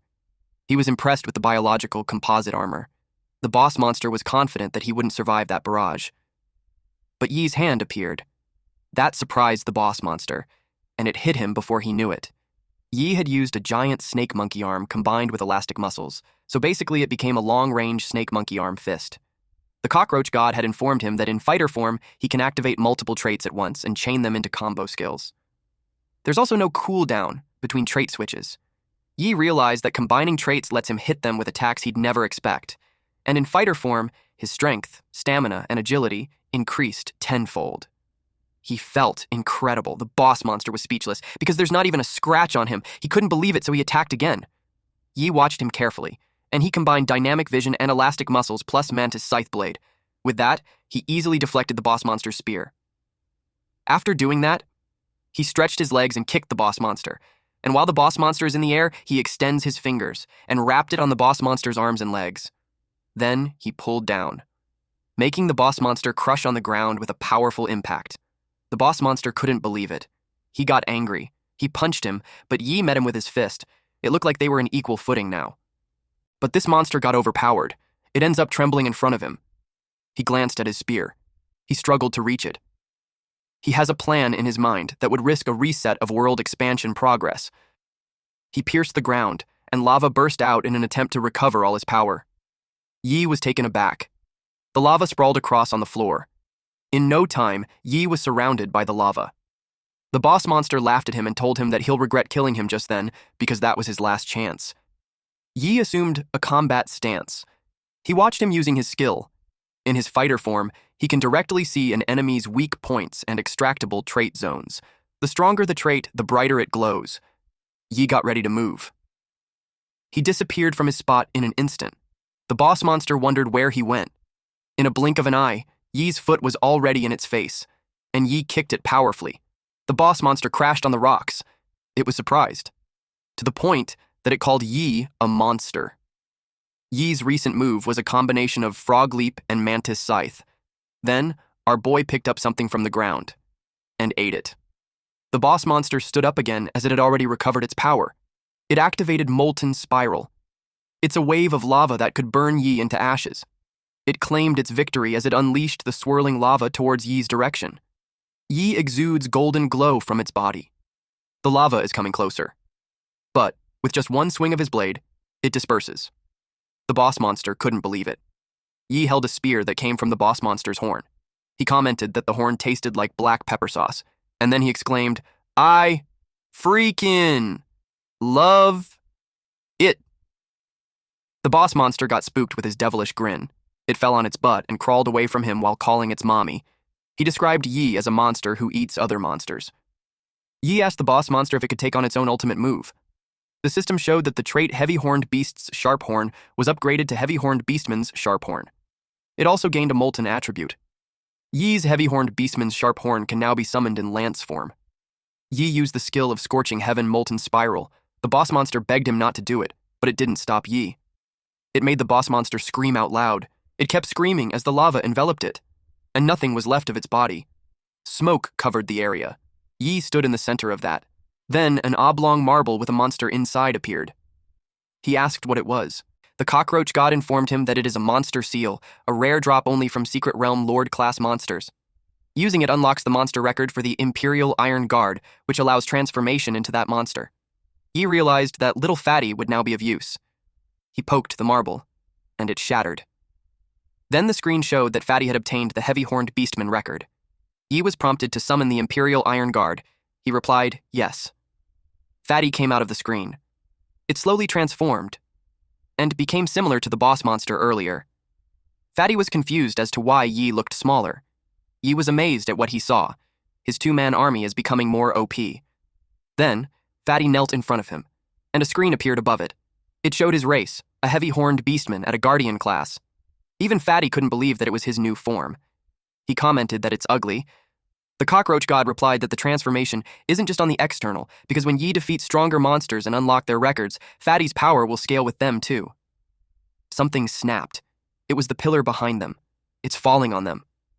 Fatty gathered strength, and effortlessly stopped the pillar from squashing them. Then it placed it on the side. It cried, though, because it's now huge and can't fit on doors anymore, which made it think that it's already useless. Yi bonked it, and told it to pull itself together. It was expected to evolve while staying by his side, so he wanted to also see what it got. With that, Fatty lifted its hand, and summoned a lance. Then it attacked. The same attack that sent him flying a while ago was just blocked by using his forearms. Our boy Fatty also didn't hold back as its lance released lava after the contact. Yi came out of it unscathed with steam on his body. He was surprised because not even the boss's flame attacks did that kind of damage. Cockroach God looked proud as it stated that Fatty doesn't need to spend energy for maintaining the secret realm, so it's currently at 100% Lord State. He takes pride in how strong the Imperial Iron God really is. Yi ordered Fatty to return. Yi was pleased that his strongest current trait, the Heavy-Horned Beast's Sharp Horn, had evolved again, and now it carries the Molten attribute. In addition to that, Fatty can transform into a Heavy-Horned Beastman and can now fight head-on. He saved it to be his hidden card for turning the tide when needed. He had risked his life to do whatever he can, and now he's about to face the selection tournament. He believes that with the traits he acquired and a full power Secret Realm Lord ready to fight anytime, he's confident that he can handle whatever trial they throw at him. He's positive that he'll make it into the extermination squad. 3 days later, at the arena, someone entered. There were so many people inside, and of course, our boy was among them. While the crowd cheered from the benches, he was overwhelmed by how many people there were. There were a lot of people in the audience too. Yi heard someone say that the Extermination Squad selection tournament is the most important event in Nirai City. It wasn't just recruiting new members into the squad, but also a political battlefield for the Nirai power struggle. Eileen and Corey watched through a glass window. Eileen stated that the city's major families each sent a representative to compete, and the tournament winner directly determines which family takes the speaker's seat for the next 4 years to control the city's power. Some black-robed men passed by Yi. He noticed them. The guy with an eye patch is Bai Haoyu. The Bai family controls Nirai City's intelligence bureau, and the ones competing with him are all elite operatives. Another powerful candidate is Tony Olaf, who represents the military. He's the favorite to win that year's tournament. Eileen is aware that the military plans to turn the Extermination Squad to a supporting department, giving them full control over Nirai's armed forces. Haoyu and Tony met, and Tony told him that the tournament will decide whether the Olaf family secures their 4th term in the office. He doesn't have to mention how high the stakes are. Haoyu simply replied that the Bai family will continue to support the Olaf family as usual. Suddenly, the crowd got excited. A woman walked in. She is the saintess of the Esper Church, Karen User, and it is her first public appearance. There was an intel that Karen's ability is a kind of hypnosis or mind control. That's why her followers wear blindfolds to avoid making eye contact with her. A group of weird people were beside. They looked more like a monster with their eyes blindfolded, torso and hands tied up, and they had weird posture. Just by looking at those followers, Yi could tell that something looked off. Eileen acknowledged that the church benefits them for now. This is because remote regions rely on their influence for stability, and they also need their research to better understand espers. Even Tony and Haoyu watched Karen. Haoyu didn't expect that the church would actually send their saintess to compete. Tony told him not to worry about her because she's not their target.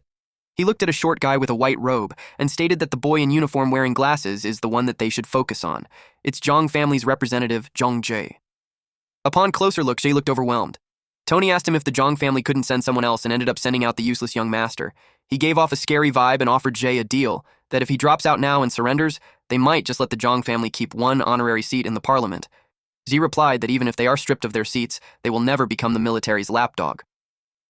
But Tony stated that it doesn't matter because soon, Nirai City will only have 3 major families left.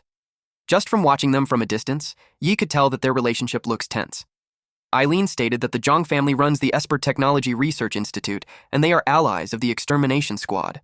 She also knew that Jie is the weakest of the 4 representatives, and the military is going to seize the Zhang family seat and expand their influence further in parliament. She told Yi through the mic that the captain hopes that he'll rank high in the tournament, so they'll have a chance to protect the Zhang family. Yi replied that he'll do his best. Then she took out the earpiece and asked the commander if he really believes in Yi. Deep inside, she knew that if the military took full control of the parliament, they would be in trouble. The commander replied that he saved Yao, came back alive from the abyss. It just showed that he had some skills. The fireworks have been lit up. The crowd rejoiced. They watched the center of the arena, as vines crawled on the ground, and a flower bloomed, and revealed Haley Carmen. She welcomed everyone and introduced herself as the Round 1 examiner. She discussed that the tournament has 3 rounds of assessment. The first one is called Extreme Climb. Behind her is a mountain path with 100 stone steps. Reaching just the 10th step counts as passing. But based on the past results, 2/3 of the examinees will die on the climb. The examinees' jaws dropped in shock. Haley assured them that Squad 10 of the Extermination Squad will do everything possible to ensure their safety, but they are still advised to proceed with caution. She announced the first round of the exam. To begin! A lot of examinees hesitated to move. One man forced himself despite the scary feeling. He rushed to climb while saying that there's nothing difficult in climbing. The rest got inspired and followed. They ran ahead. Some of the ones who didn't rush were Karen and Zay, also Haoyu and Tony. He commented that those are a bunch of fools for charging in when they don't even know how they're going to die yet.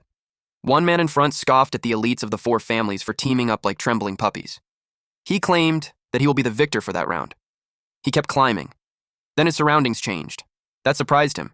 They were transported to a city. They got confused. But in reality, they were still there on the steps. And they acted like a statue. Yi asked why they're frozen like that. Haley knew that the test isn't just about physical climbing. The 100 steps were built from the bones of a Ghost King-class monster. It was one of the strongest creatures humanity had ever defeated. Even as bones, it can trap anyone who steps on it in an illusion, preventing them from reaching the top. And if they don't find a way to escape the illusion soon, the examinees saw that they were being devoured by monsters, and that is how they met their deaths. Haley had announced that those examinees have been eliminated. She used Resurrection Halo on them. Yi was surprised that those players were all dead. Eileen wore the earpiece again and explained that each illusion has its own goal. Whether it's surviving until a timer ends, reaching a specific location, or defeating a certain monster. As long as he fulfills the condition, he'll be able to escape the illusion. She couldn't contact him inside the illusion, so he'll have to rely on his own judgment. Tony told his squad to remember their mission, to be the one who climbs the highest. Synchronously, they stepped on the first one. Tony braced himself. He was transported to a fiery mountain, and a timer appeared. The flames swirled, and it formed a dragon. He realized that the illusion was designed specifically to counter his abilities, but Tony thought lightly of it since his job is to just hold out for 5 minutes. The squad was with him, and they proceeded with Plan 1. They released water from their hands. While others act like firefighters, Tony stood there. Then he snapped his fingers. A chunk of ice came from the ground and pierced the dragon, and it vanishes. The military team was able to proceed. Corey was impressed. He noticed that there isn't any resistance either, so he thinks the subordinates are awakened too. He commented that the military is really throwing everything into winning that year. Eileen wondered how the commander was still so calm. He told her that she shouldn't get nervous yet. He told them that the first 10 steps are just for filtering out the rookies who aren't extermination squad material. So, for those elite candidates, it's barely a warm-up, but the higher they climb, the harder the illusions become. Eventually, they will run out of subordinates to sacrifice, and that's when the real showdown begins.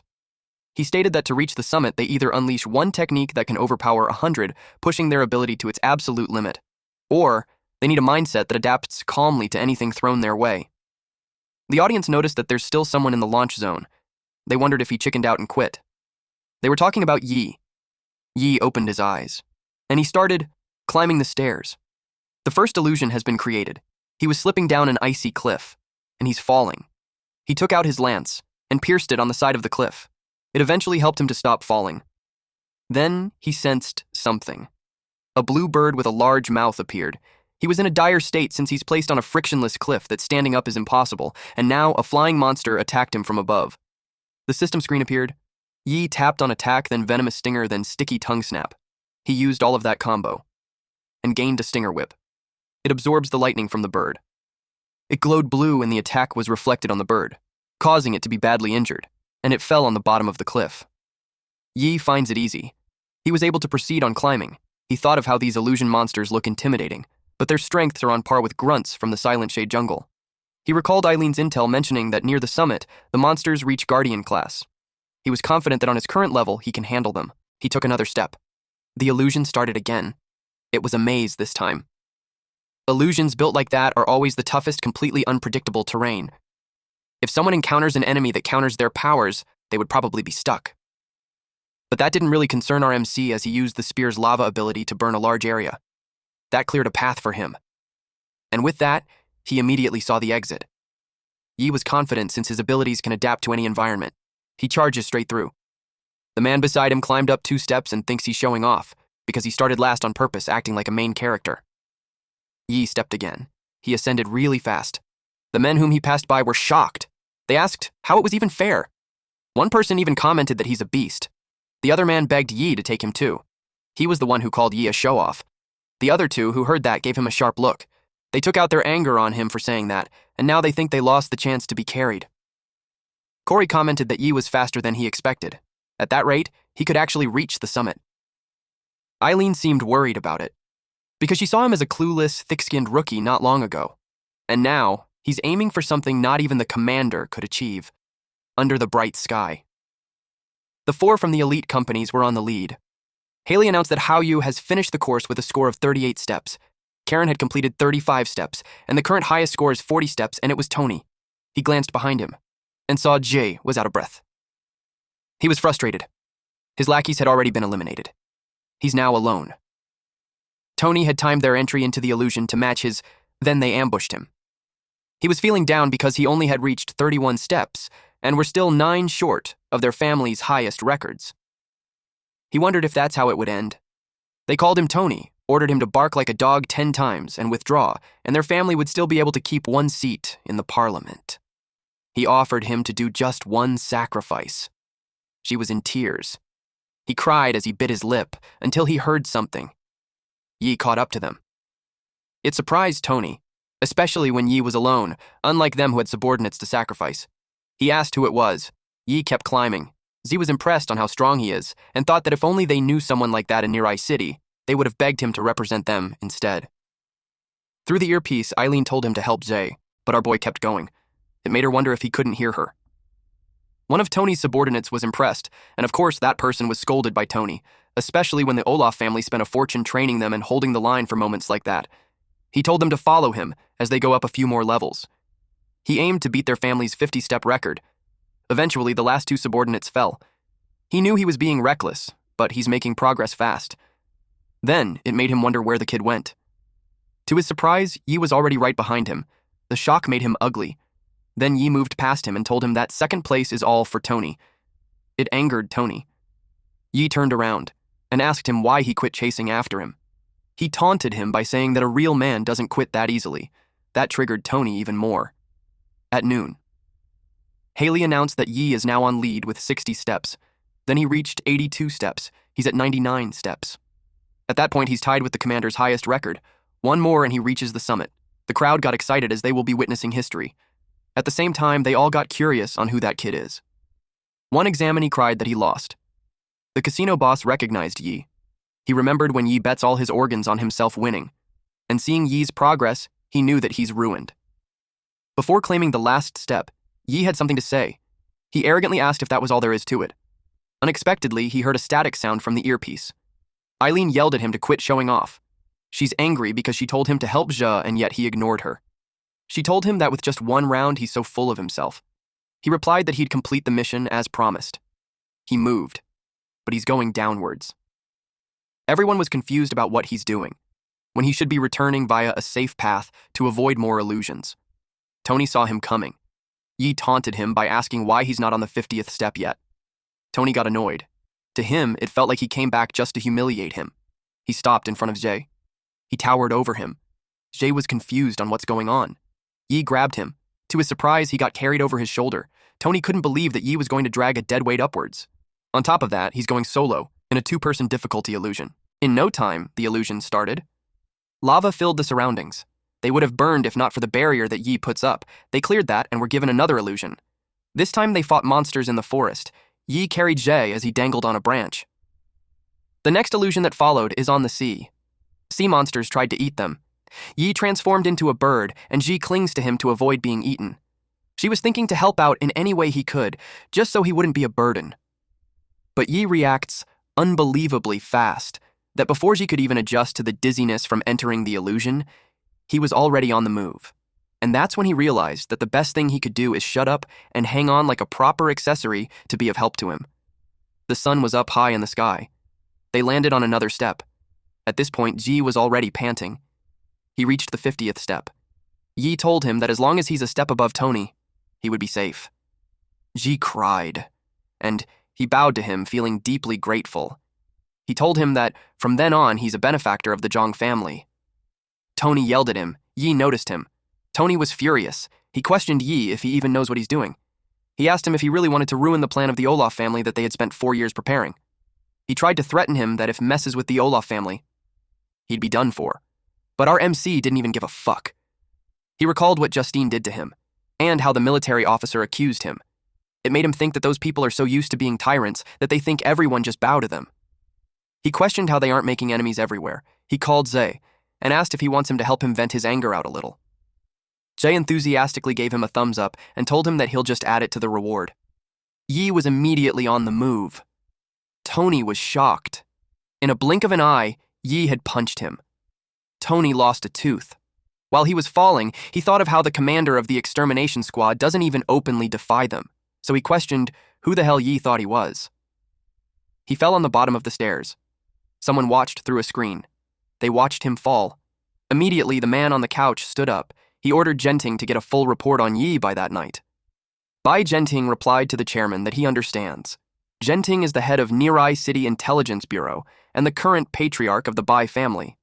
The chairman, Rhodes Olaf, replied that no matter who he is, if he dares to mess with him, he'll pay the price.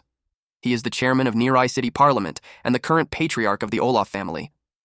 At dusk, in a small place, Yi went home and rested. H ate potato chips on the couch while his leg was propped on the coffee table. The first round of the selection tournament ended 2 days ago. And it shocked everyone that Tony, the top contender before the match, only placed third. Though, Yi admits that he was impressive. After he kicked him off the mountain, he climbed all the way back up on his own and collapsed on the 49th step. Before the match started, Yi bets all the magic crystals he brought back from the abyss plus his organs, and he won big on 10-1 odds. The casino boss thanked him for sparing his life. That casino boss had to sell off everything he owned just to pay him the promised 50 gold coins. In that world, 1 gold coin is worth about 100,000 yuan pre-catastrophe. According to Elian, 50 gold is roughly what she earns in a full year of monster hunts. That means Yi made a fortune. And as for the reward for helping the Zhang family's young master, his deep thinking was interrupted when someone barged on the door. He was surprised. Eileen kicked open his door. And boy, oh boy, he's in danger. He immediately stood up and acknowledged her. She couldn't believe that he refused a Zhang family 3-story villa just to stay in a rundown apartment. She asked him if he's stupid. Yi was shocked. He replied that it's close to the Extermination Squad apartment tower, so it's safer that way. Eileen's home is within the Extermination Squad housing tower. Then she told him not to waste money, that every coin should be spent on getting stronger. She told him that there's an auction happening that night and he should attend to broaden his horizons a bit. He received the invitation. The nighttime came. They walked the streets. Yi kept checking the surroundings. A mouse squeaked, and he got spooked. He couldn't believe that the auction was held in a creepy place like that. He asked if it was legit. Eileen responded that the staff sold there isn't allowed on a public market, but it's high on demand. That's why it's called the black market. Yi was surprised. He knew it was illegal. On top of that, she's not stopping it. Instead, she's actually joining in. It was late at night.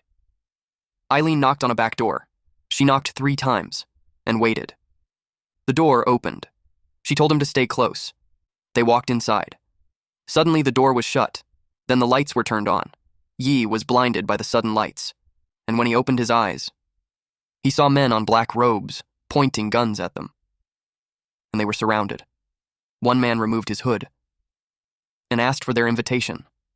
Eileen gave it to him. The man inspected it and told them to follow him. They passed through another door, and when they entered, it was the auction hall. There were already people on the seats. Yi noticed there were so many people. They sat down. He confirmed with her if the place was legal. She replied that with the support of the Bai family, even if it's not, it will be considered one. Plus, regular people don't even qualify to enter, so it didn't matter that much. On the second floor, it is the Olaf's family private room. The one sitting on the couch in a military uniform is the Olaf family agent, Hart. One of his guards noticed something. He reported to his boss that Eileen from the Extermination Squad is in seat 17 with Yi. Hart saw them. He had a devilish grin when he commented that it's really a small world. A few moments later, the host welcomed them. The host wore a sexy bunny suit. She told them that for that night, there are over 100 of rare treasures, so their visit will be worthwhile. Their first item is a merfolk tail. It was an extremely rare monster part edible by ordinary humans. It was renowned for its powerful anti-aging effects. Those who knew about it are familiar with how difficult it is to obtain. It started with 1 gold coin. The crowd got excited. They were wise to start with a premium item. The item was so rare that it might save even one of the audience's grandpa. The cockroach god told him that its grade is F. He knew that is such a trash-tier trait. He couldn't understand why people were fighting over the piece of trash. Eileen pointed out that it extends a lifespan. She thought that he's an idiot for not getting that. Next items are the ones unsold from previous auctions, and they are up there for extra discounted price, starting with 100 copper coins. The audience knew that they were being scammed because those are just useless trash. They are wise to know that not every monster corpse is valuable and was presented to just bait some clueless newbies. The cockroach god detected those corpses and evaluated that those trait grades fall under E, A, C, D, and A. Yi smiled. He raised his hand and yelled that he wanted all of them. The auctioneer was pleased. She was glad they had found some suckers. Yi was ready to spend some cash that night. Eileen had just proven that he's dumb. The next one was one of the most anticipated items of the night. It is from the C-Rank Abyss Frozen Plateau. That is what Eileen wants. It is a magic crystal from the Frozen Plateau Lord, the Frostfang Plateau Spider. The auctioneer informed them that the crystal is over 50% pure, perfectly intact, and of top quality. It is ideal for any ice-type awakener. The bidding starts with 1 gold coin. Eileen was determined to have it because of what happened with the evolved mushroom monster. Once her Snowfang blades gain ice infinity, they'll be way stronger. She didn't want to suffer humiliation again. She raised her number. The auctioneer acknowledges her, then asks if there's other bids. Someone pressed a button and announced that seat 1 bids 10 gold coins. It was from the honored guest seat on the second floor. She told them that each raise will now increase by 1 gold coin. Hart now learned what item Eileen is after, and it's exactly what their young master Tony asked for. Eileen glared at them. Now that the Olaf family is bidding too, things got complicated. She bids 11 gold. Seat 1 bids 15 gold. She raised her bid to 20 gold, but Seat 1 offered 25 gold. The audience thinks that she's nuts for bidding against the Olaf family. They recognized her. Yi knew it wasn't good. Hart knows she doesn't have much money because she's just a vice captain. He thinks her limit is 30 gold. Eileen got annoyed. She bids 30 gold. The auctioneer commented that the bidding war just got exciting. She asked if the treasure would go to seat 17. It was all of her savings, so she prayed that it would work. The auctioneer lightened up. When seat 1 bids 35 gold, the audience's jaw dropped. Eileen felt miserable. One of Hart's men approached her to deliver the message from his boss. He stated with a mocking face, "Already out of money? If you can't afford to play, don't show up. It isn't a place for paupers." Hart laughed as he imagined what their faces looked like after that. The auctioneer stated that it was the final call. Yi grabbed the number from Eileen's hand. He stood up, and he bids 50 gold. Everyone in the room was surprised. Eileen glared at him. Hart finds it interesting. He stated that all of those years that he's been an Olaf agent, he never seen anyone dare to outbid them to the end. He pressed the button and raised his bid to 55 gold. The bid kept increasing. Now, seat 1 is at 80 gold. Yi offered 90 gold. Eileen told him that they can't get any higher than that. Yi had planned it well since they got 80 gold on them, and Ji said that the villa is at least 20 gold, so he knew they could keep going. He told her not to panic and focused on securing the item first. If it comes down to it, he'll talk to Zay. Zay replied that he's right because it was just a few gold coins. He was actually behind them, and told them not to worry, because whatever they are short on, he'll cover it. The subordinate told Hart that they can't keep bidding because they are already way past the family's budget, and Ji was backing them. Yi taunted them by putting up his middle finger and mouthed that if they can't play, they shouldn't come. Hart was so annoyed. The auction ended. Eileen thanked them for everything that night. She promised Yi to repay little by little what she owes him. He told her not to act so formal and reminded her that every coin should be invested into becoming stronger. He reasoned that he just followed her advice until the end. They were surprised when the ground shook. Ji asked what's going on. Eileen received an emergency alert. All extermination squad members are to respond to disaster level A in the stronghold. There were so many birds that flew on the outside of the walls. A large monster emerged from the ground. It looked like a giant caterpillar except for its large mouth with sharp teeth. When its foot reached the ground, it released a powerful energy, and it kept increasing, to the point that the ground shook. And Zay asked what was going on. That was the time Eileen received the summon. Then she was instructed to gather the patrol teams and escort citizens to the nearest shelters. She was going to say something to those two, but Yi cuts her off by saying that she doesn't need to say more because, in times like that, every combat unit counts. He was all hers to mobilize. Zay was up for it too. She told them to follow her, and they started running. Some parts of the city were in flames. A drone announced to the civilians that they should immediately go to the nearest shelter. The civilians ran. They panicked.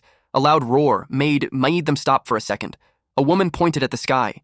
There were gigantic bugs flying around, and it landed on the ground. It squashed some humans. Upon witnessing that, the humans were enveloped in fear. They ran as fast as they could. A little girl stood there crying and yelling for her mother. Fortunately, her mother found her. Large items were falling from the sky, and a lot of humans were injured from it. Apparently, it was monsters that looked like spiders, but had point shells and they squeaked like mice. It immediately attacked. The human bled while it ate them. They attacked one after another. The mother hugged her child and ran, but a monster blocked her path. She stood frozen as she saw it attack. She just closed her eyes. Fortunately, Yi came on time.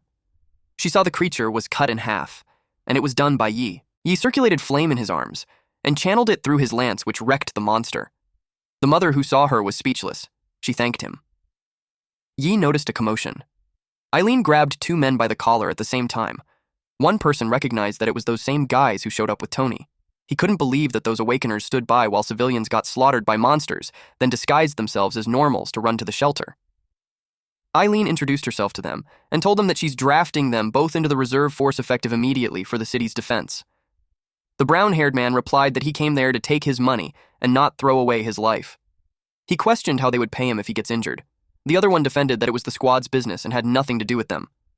Then the brown-haired one told Yi that since he liked showing off too much, he hoped that the monsters take down the hotshot for that year. Then he walked away. Eileen released her spider silk and wrapped it around the man and brought him down. He asked what she's doing. She stepped on his cheek and asked if she didn't make herself clear. She emphasized that it was a conscription, not a negotiation. She ordered them to take them away and treat them as deserters. The man yelled no because he's an Olympic athlete and he's not even on the extermination squad. He yelled that she can't do it. Yi pointed out that the city's crawling with monsters, and yet he's still sucking up to the 4 families. It made him undeserving to join the squad. Eileen received an order to assist the Vermilion Gate. At the Vermilion Gate, a loud explosion happened. She called Yi to come with him. They rode a motorcycle, and when they arrived at the gate, another explosion happened. Monsters crawled in. She told him that they have no time to wait for backup, so they're going in. She stopped the motorcycle and used her spider silk to go through the door while holding on to Yi. She reached the top of the wall and saw several corpses of both humans and monsters. Yi was frustrated that they got there late. He saw the monsters on the other side of the wall and asked if it's just the 2 of them that would take all those out. She was contemplating. Then she saw the cannon. She told him that if the cannon still works, they can hold the line. She told him to hold off the monsters for 2 minutes while she got the cannon running. Several gigantic insect-type monsters flew towards them. Yi got flustered that it was just him, and for 2 minutes, he had no choice but to hold the line. He used Cockroach Scythe and defeated a bunch of monsters in an instant. He saw the crawling monster getting past him. He used Sticky Tongue and wrapped it around the monster and threw it away. He yelled that none of them would get past him. A large monster roared. It caught his attention. In a blink of an eye, it was already latched onto him. He summoned his lance and sliced it in half. He was already out of breath. Another monster towered over him. He admitted to himself that he can now understand why those 2 didn't dare to step onto the battlefield. One wrong move against those things would mean death. He checked the human corpse beside him. The man's skin had melted, and it showed his muscles and teeth. Yi looked determined. He faced the monster. He leapt to evade its attack, and then stab it from the top. He was thinking that being scared shouldn't be used as an excuse to run. He took a piece of the monster's flesh and ate it. He acquired the dragon-grasping claw trait. His arms had transformed, and he sliced those monsters who were coming at him. Unexpectedly, there's a quick attack in front of him. The dust scattered when the monster's sharp leg hit the ground. Meanwhile, at the entrance of the Vermilion Gate, there's a crawling monster that is carrying its egg. There are a lot of baby monsters inside that egg. It threw the egg in the air, and upon crashing, it caused an explosion and freed those baby monsters. At this point, Yi already looked exhausted. If that continued, he knew that those monsters won't stop coming. He wondered where the 2-minute backup is now, but he also knew that if he lost the wall, the city would be destroyed, and more people will die. That alone motivated him. He declared that from the moment he stepped on the wall, retreating wasn't an option. He stood up and released flames. A horde of monsters were on its way towards him. He released more flames, and it enveloped his lance in swirling motion. The trait is called Scorching Heaven Molten Spiral, and that burned several monsters all at once. The fire kept burning. The night sky had now appeared. Inside the city's control room. One man lost his temper when none of the defense systems were activated, and the main crystal isn't responding. He ordered the activation sequence again. They were in a bad situation, where the sequence runs, but the crystal isn't reacting at all. Someone volunteered to do it. He was confused about who that person was. They recognized that it was a rookie. They knew it was Ji, and their whole clan was the one who developed the whole defense system. They admitted that no one knew the system better than him. Ji worked on it. 2 monster-like arms appeared from his back, and it also moved while his 2 other arms were busy typing. Then he noticed it. The crystal loop was functioning, and crystal energy amplifiers were online. Plus, the threat detection signals are stable. The crystal hardware is fine. So he thought of one good reason. He typed so fast. And just as he thought there was an energy interruption, it means that someone used the emergency override during system diagnostics to cut off all energy output from the crystals. From watchtowers, outer defense bunkers, to energy defense cannon inside the city, and even the triple-layer core powering the entire defense hub, all of it were disabled by the cutoff. He also knew that the shutdown command isn't even used during regular maintenance. It made him think that someone sabotaged the city's defenses on purpose. He couldn't believe them. It's like they're handing the city to the monsters. He ordered the rebooting of the city's internal defense weapons. He kept typing on the keyboard. The crystal started emitting energy. the cannons glowed, and it started firing. They celebrated when they saw that the systems are back online. Z was still focused on his work. He watched people getting rescued. He felt relieved that the extermination squad runs full-scale disaster drills so often. The church is handling the evacuation and medical support on the ground. The intelligence bureau is keeping order inside the city. They guided the civilians where to go, and the military had originally planned to leave the extermination squad alone to wear them down during the monster invasion, to the point that the entire city is on the verge of collapsing. So, they were forced to step in. Z was thinking that if they had just mobilized earlier, even with the sabotaged system, the damage wouldn't have been that bad. He knew it wasn't over yet. Even though they rebooted the defense system, the remaining functional turrets still needed to hold the line no matter what. He was aware that the wall cannot fall. If they lose it, the city is gone. Meanwhile, Yi is already panting. He could barely stand up. He killed tons of monsters already, but a lot of them are still coming. They won't even give him time to breathe. After that last molten spiral, he can't fire another one for a while. He asked Eileen loudly if she wasn't done yet. At this point, Yi faced a large monster. Its body was long, it had several feet, and its mouth was so wide and had lots of pointy teeth. Yi looked exhausted, but he battles it. He pierced the monster's mouth with his lance, then it made it explode. He stepped back and checked the cannon. Eileen said it just needs 2 minutes, but 2 minutes became 4, and now, it's almost 10 minutes of him fighting alone. He asked loudly if she's done already. The monster saw the cannon. It moved so fast. Yi noticed it. It went above him, and straight to the cannon. Yi got alarmed when he saw that. He moved quickly, and rode on top of the monster's head. He gripped his lance with both of his hands, and gathered so much force to pierce it. But the monster kept going. He couldn't stop it. Fortunately, the cannon fired, and it hit the monster directly. Yi asked if it was over. Eileen stood up, and replied that it took longer, but the crystal has been restored. The cannons kept firing.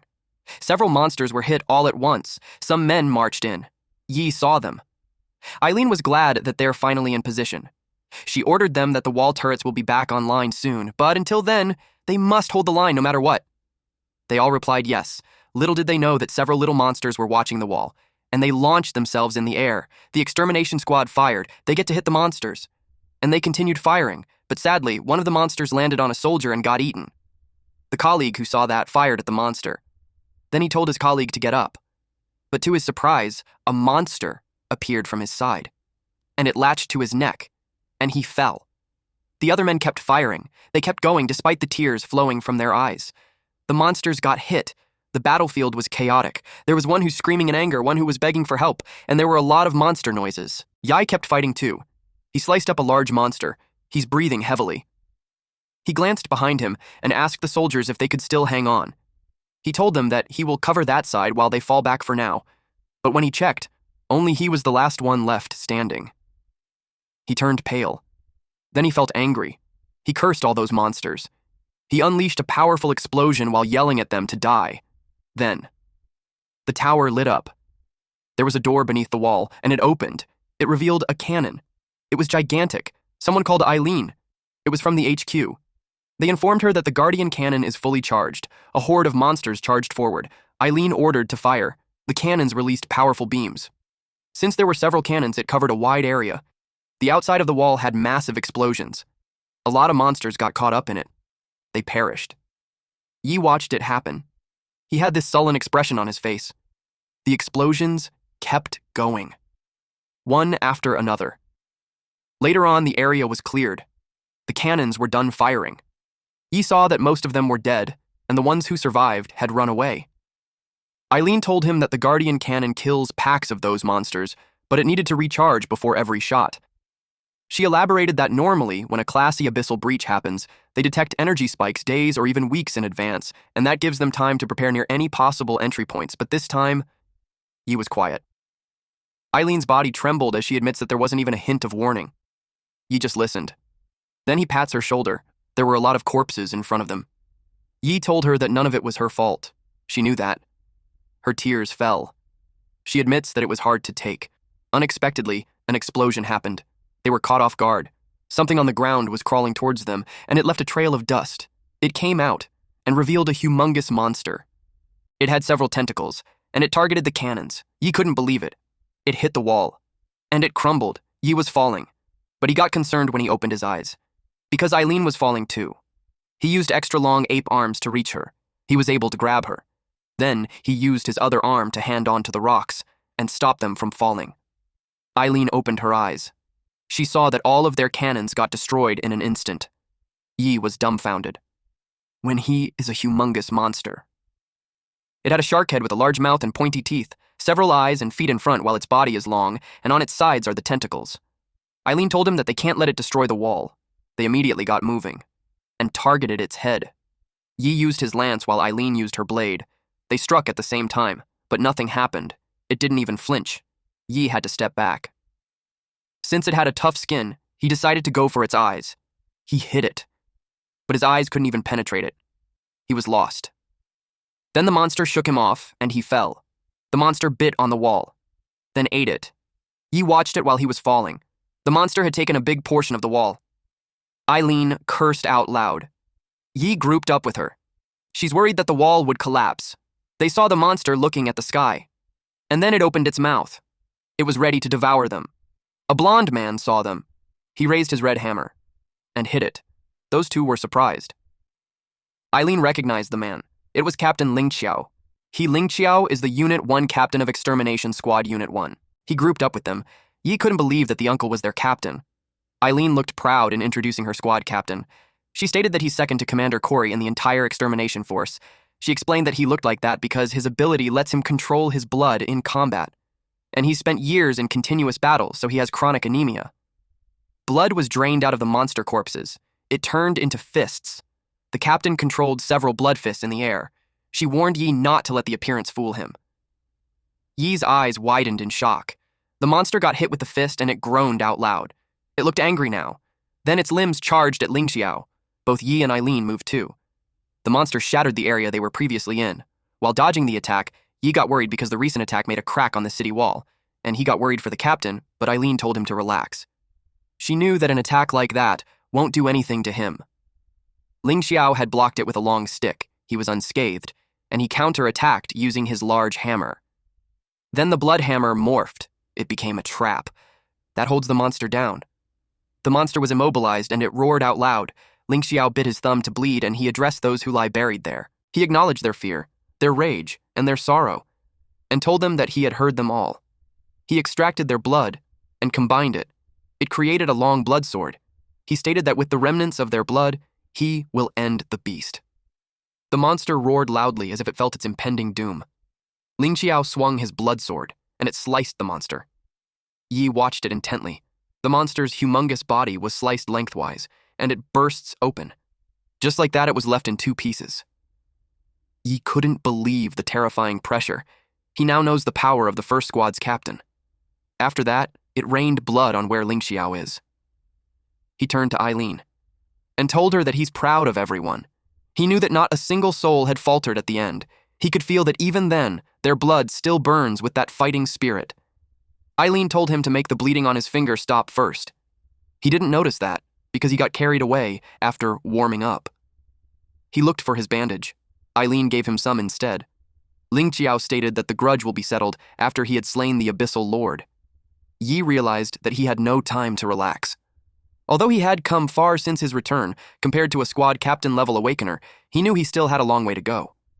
He turned to the sky and saw aircrafts flying towards them. It deployed bombs. The ground had several explosions. Zhe was inside a mech, and he told Yi that from then on, they could leave it to Zhang family's tech. He told him that the entire defense system of Nirai City was built with their technology.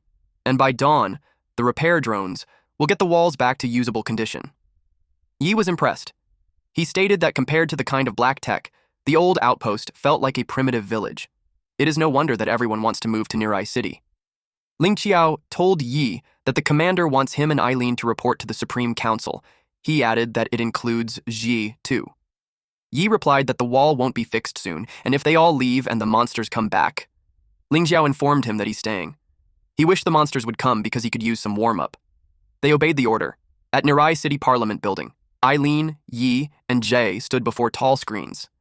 Jia reported what happened. Then, Eileen completed her report too. Rhodes glared at them.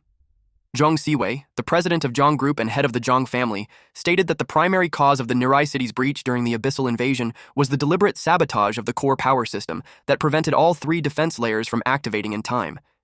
He added that Eileen's report confirms that once power was restored, the city defenses held up fine. He proposed the council to launch a full investigation. Bai Genting, the head of the Bai family and director of intelligence, replied that the intelligence department will handle the inquiry, but he believed that there's a more urgent matter to discuss. Siwei countered by saying that Genting realized that they can't pin the fault on them, so they are just sweeping it under the rug. A woman told them to stop. She was Taizia User, the head of the User family, and the high priestess of the Esper Church. She told them that the top priority is dealing with the unexpected emergence of the A-class Abyss. She asked Commander Corey 1 when he will the Abyss Suppression Squad be deployed. Corey responded that the Extermination Squad and elite fighters from each faction had already gathered, but there was an incident. He received a message just before the meeting. He showed them a video of a monster, similar to what Ling Xiao defeated, wrapping its tentacles on a truck. The man on the video sought help. He told them that Facility 12 is under a monster invasion. Yi doesn't know that is. Eileen explained that it's the most top-secret Zhong facility. Ji's sister is the head of it. Even Eileen doesn't have the clearance to know what they're researching. She got worried for his sister. Yi was surprised to know that something that important isn't inside the city. Eileen replied that it was supposed to be, but the council rejected the plan. Because of advanced tech safety risks, they forced them to relocate it outside the city walls. Yi understood that it was a deliberate setup. He asked if they had been evacuated and also if his sister was okay. Corey admitted that no warning signals were received, and nearly everyone at the facility is still trapped inside.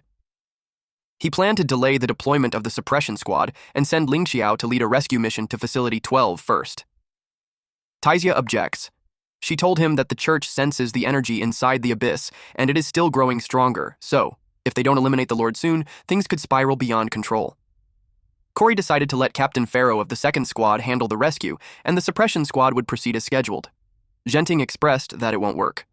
He reasoned that the current squad doesn't meet the minimum requirement of 10 Tier 1 Awakeners needed to raid an A-class abyss, and even with the commander personally leading them, every squad-level Tier 1 is essential to take down the Abyssal Lord in the first strike. Siwei got triggered and blamed him for forcing Facility 12 outside the city. He questioned if he's just going to sit and let them die. Rhodes Olaf, the military chief, and the Speaker of the Parliament responded that the top priority is eliminating the Abyssal Lord, and the longer they delay, the more danger the city will be in.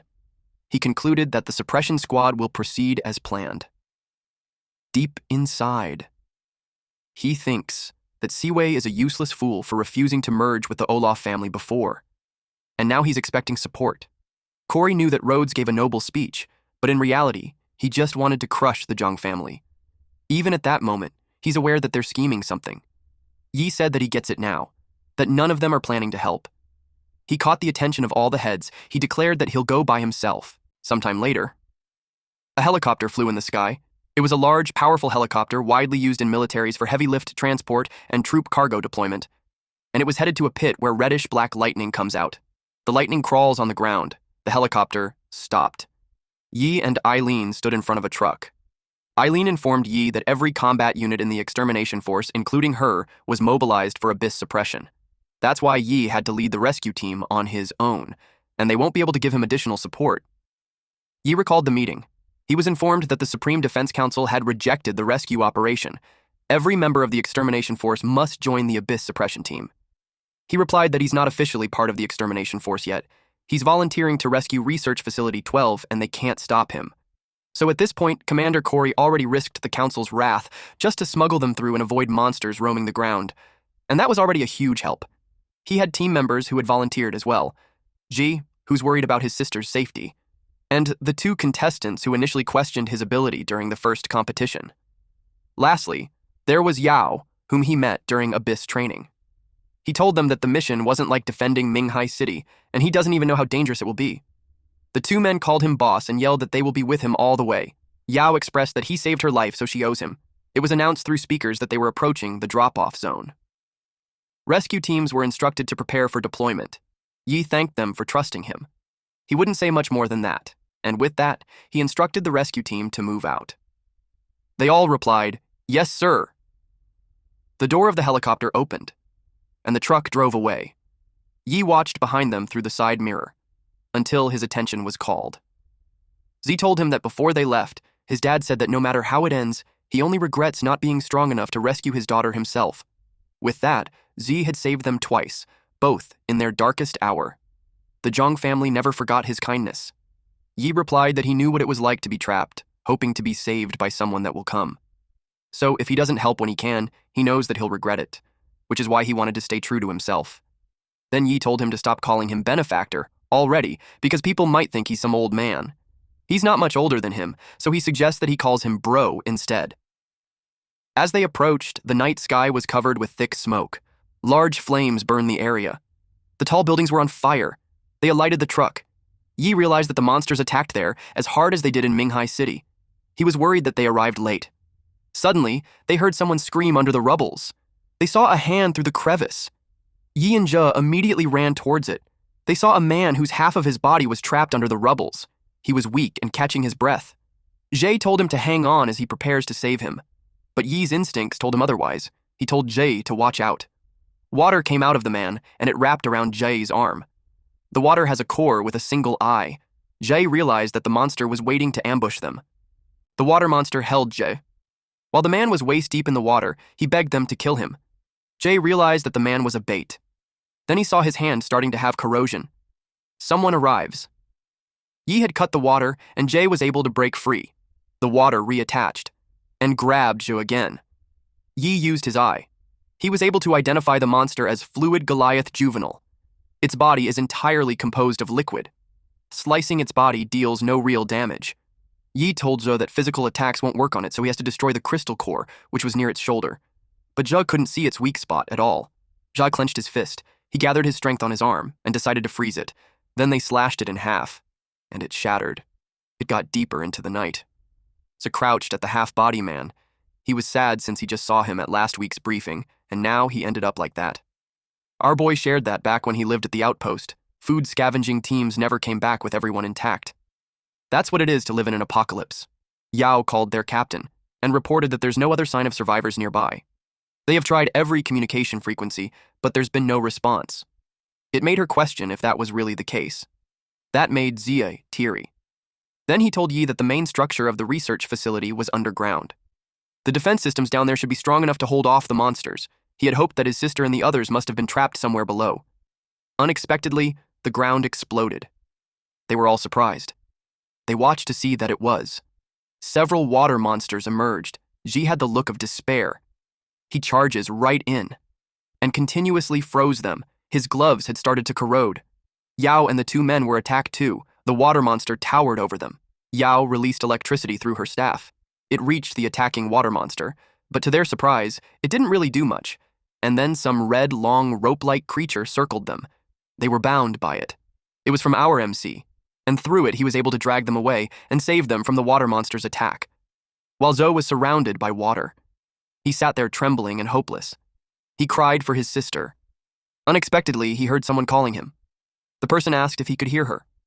Recognizing that it was sister made him smile. Through the screen, Zhao asked if it really was his sister. His sister saw him through the screen being surrounded by the water monster. There were 4 of them watching through the screen. She told everyone that they have to distract the monster first. This right here is the sister of Zhe, and her name is Zhang Yi. Back to these 4, they were being surrounded now. Yi got burnt. Steam comes out from his skin. Then, we see Zhe ran really fast. He told everyone to follow him. His sister told him to head right quickly. Then she instructed them to go left at the next turn and then climb over. The water monster followed them. Zhi found the entrance. They hurriedly get inside and shut the door just in time. Because the water monster attempted to head inside too, but it wasn't able to pass through. They were all breathing heavily. When they saw the screen at the ceiling, Zhang Yi was displayed. She smiled at them. Zhi was relieved to see her. He really thought they were late. Zhang Yi happily informed him that she made it. She created a crystal that can keep growing. Yi apologized for interrupting them. He requested someone to explain what exactly is happening. Zhang Yi apologized that they got carried away. She explained that after the abyssal invasion started, they didn't have time to evacuate. The facility got surrounded by monsters. The moment they emerged from the abyss, the monsters went straight in the hideout. And they have been relentlessly trying to breach the underground levels, and she believes they are all minions summoned by it. She showed them a captured water monster. Yao was surprised to learn that they were researching live monsters there. Zhongyi replied that in the present, awakeners can only grow stronger by acquiring higher-grade monster crystals. But once their own power surpasses the crystal's original monster level, they can't fully unleash their strength. Fluid Goliaths devour each other to evolve and become stronger, and they use that trait to create a crystal that grows with its wielder's power. She was so happy for her sister that she pulled it off. She replied yes, and because of that, everyone can carry a crystal that lets them unleash their full potential. But there's a downside. Unlike overpowering themselves with a high-tier monster crystal, that method won't give them an instant strength boost. Yi told them to hold it right there. He knew it was appropriate to congratulate them, but the reality was that they can't fight their way through the main entrance to get the rest of the people out. He asked her if there's any way they could reach her. Zhang Yi firmly replied that they should forget about them. She pressed a button that showed the blueprint of the underground hideout. She claimed that the place was done for. Instead, she'll guide them to the internal database so they could get the research data and get out of there. She couldn't believe she's saying that. It was like saying that he should just stand there and watch her die. Zhongyi insists that the growth crystal technology was more important than anyone there. But Yi refused. He told her that if she doesn't have a better plan, then he'll break in there himself. That left her silent. Eventually, she admitted that there's one option. She told them that every underground level has a rail transport system for moving supplies. The tunnels are sealed, so they're still intact at the moment. And they can use that to evacuate. The problem was, the central room was destroyed, so the rails have no power. They will have to restore the power station on the surface first. Then they will need to open the main gate toward Minghai City. But opening the gate makes a ton of noise, so it will attract every monster nearby, and the person opening it won't make it back. In short, it was too dangerous. Yi confidently replied that they'll stick together, and he'll head to the transport rail at once. He instructed Ji to restore power, and he'll handle the gate at the power station. The two men saw what's inside and were confused about what it was. There was a large tower with several wires. Ji told them to follow his instructions. When they see a light turn on, they must press the button near it. He inserted the wires from his fingers. Then he pressed on his earpiece. With that, he's connected to the system, and power will be restored in 600 seconds. He asked the status of others. Yi and Yao were making their way at the entrance. They're close to the gate. Yi reported that they had reached it, and he assured them that they'll be there before Jie restored the power. Jie told him that once the power was back, he'll have 30 seconds to open the gate. If the gate wasn't open in time, the transport car won't be able to pass through, so he has to move fast. Meanwhile, the researchers started packing up their stuff. An old researcher told the other researcher to copy the footage from the final experiment. Then, another researcher reported to the director, Zhang Yi, that all wounded personnel had been loaded onto the transport car. She reported through her earpiece that they're ready too. Then, she instructed everyone to board. And everything that they haven't packed at that point stays. Everyone made their way quickly. They boarded the train. She asked if everyone was there because they had reached the final 10 seconds. Yi reported that the gate was ready. Director Zhang Yi yelled that the transport car was now in position. Jay turned on the power. The area around the transport car lit up. Everyone looked around. Director Yi happily reported that the power was restored to the underground station. One of the wounded near the window noticed something. It surprised him, because the monsters were coming. Several fluid Goliaths made their way towards them. Director Yi told them to hold on tight. She pressed the power button, and the train started moving. They left behind the fluid Goliath. It tried to follow them. They reached a gate. It opened in time, and they were able to pass through. The fluid Goliath bursts through the gate. It corroded the metal gate. The researchers saw them and yelled to go faster. Because they're catching up, Director Yi replied that they have already maxed engine output. Giant fluid Goliaths had formed. But shots were fired towards them. The researcher who saw it was shocked. There was a machine gun on the side which attacked the monster. It kept firing. Explosions followed while Zhu stood on the side of the machine gun. They were surprised to find out that Ji was controlling the defense turrets. They felt relieved and assumed that they were already safe. But a beeping sound notified Director Yi. The gate open signal wasn't detected. She wondered what's happening at the gate. The gate was stuck. Unfortunately, it malfunctioned. If it doesn't open in time, the whole plan was done for. Yi and Yao were lost on what to do. They couldn't believe that the gate malfunctioned. The transport car was already in sight. Zhe yelled that the transport car was coming. He, along with the two men, stepped on the roof of the transport car. He slid in. He was happy to find his big sister. He hugged her while crying in gratitude that she made it, but she told him to cut it out since the gate hasn't been opened yet. Meanwhile, Yao stood on the side of the gate to check. She found out that the hydraulics were broken. Ji replied that there's no time, so if everything fails, they'll ditch the car. Director Yi replied no. She reasoned that the place was swarming with monsters, and if they abandon the car, they'll be surrounded and slaughtered. Meaning, the transport car was their only safe way back to the city. Yi tried to push it open. He was in his giant snake ape arm form. He grits his teeth as he tries to widen the gap. Yao reported that Yi said he'll push the gate open. The old researcher couldn't believe that. It was because the gate takes for 10,000-ton hydraulic presses to move, so there's no way a human can do that. Yi gave his all. But he realized that even with the giant snake ape arm active, he still can't move it. So he decided to turn his whole body into a gate-opening machine. His form had changed, and Sticky Tongue got activated. He used the sticky tongue to pull forward with added tension. Then, he activated the venomous spider stinger. After that, he'll use the stinger to anchor his legs to the ground. His elastic muscles have been activated. Then he used his force. He grits his teeth as he gives his all. The system warned him of severe muscle tearing. It immediately initiated repairs. Yao couldn't believe her eyes. Yi was already bleeding through his mouth, but he still compressed every ounce of his strength with elastic muscles. It was all or nothing. He's getting frustrated. That burst of energy made the gate move. Yao reported that the gate was opening. The researcher's jaw dropped. Director Yi couldn't believe that the insane plan actually worked. Yi asked for 3 minutes more. He reinstated that even 2 minutes will do, but the fluid Goliath dripped from the ceiling, and then it fell all at once. It targeted Yi. He cursed that it happened then of all times. He can't even spare a hand to deal with them at that moment. She asked if he could hold on. Then he noticed someone gearing up. Director Yi wore a suit. She leapt out of the train, to which Meg Zhe asked where she's going. She told him to stay out of it and just focus on the transport car to get everyone back safely. Then she headed out. She knew she had to open the final underground floor and let the monster's master draw them away. Yao fought the fluid Goliath. She electrocuted them. But the monsters nearby were also heading towards them, and there were too many. Yi stayed in his position, while the fluid Goliath wraps itself around him. Director Yi informed him that she will release the monster's master underground to draw those monsters below. She told him to hang in there and open the gate before the train arrives. The monster's face was in front of Yi's face. Then it covered his face to drown him. The train kept going. One of the men pointed at something. They could already see the gate, but he knew that they wouldn't make it. She checked, and they were already running at half speed, and they couldn't afford to slow down anymore. Everyone in the transport car got worried, and they saw the monster passing through the cracks. It already bored the roof of the train.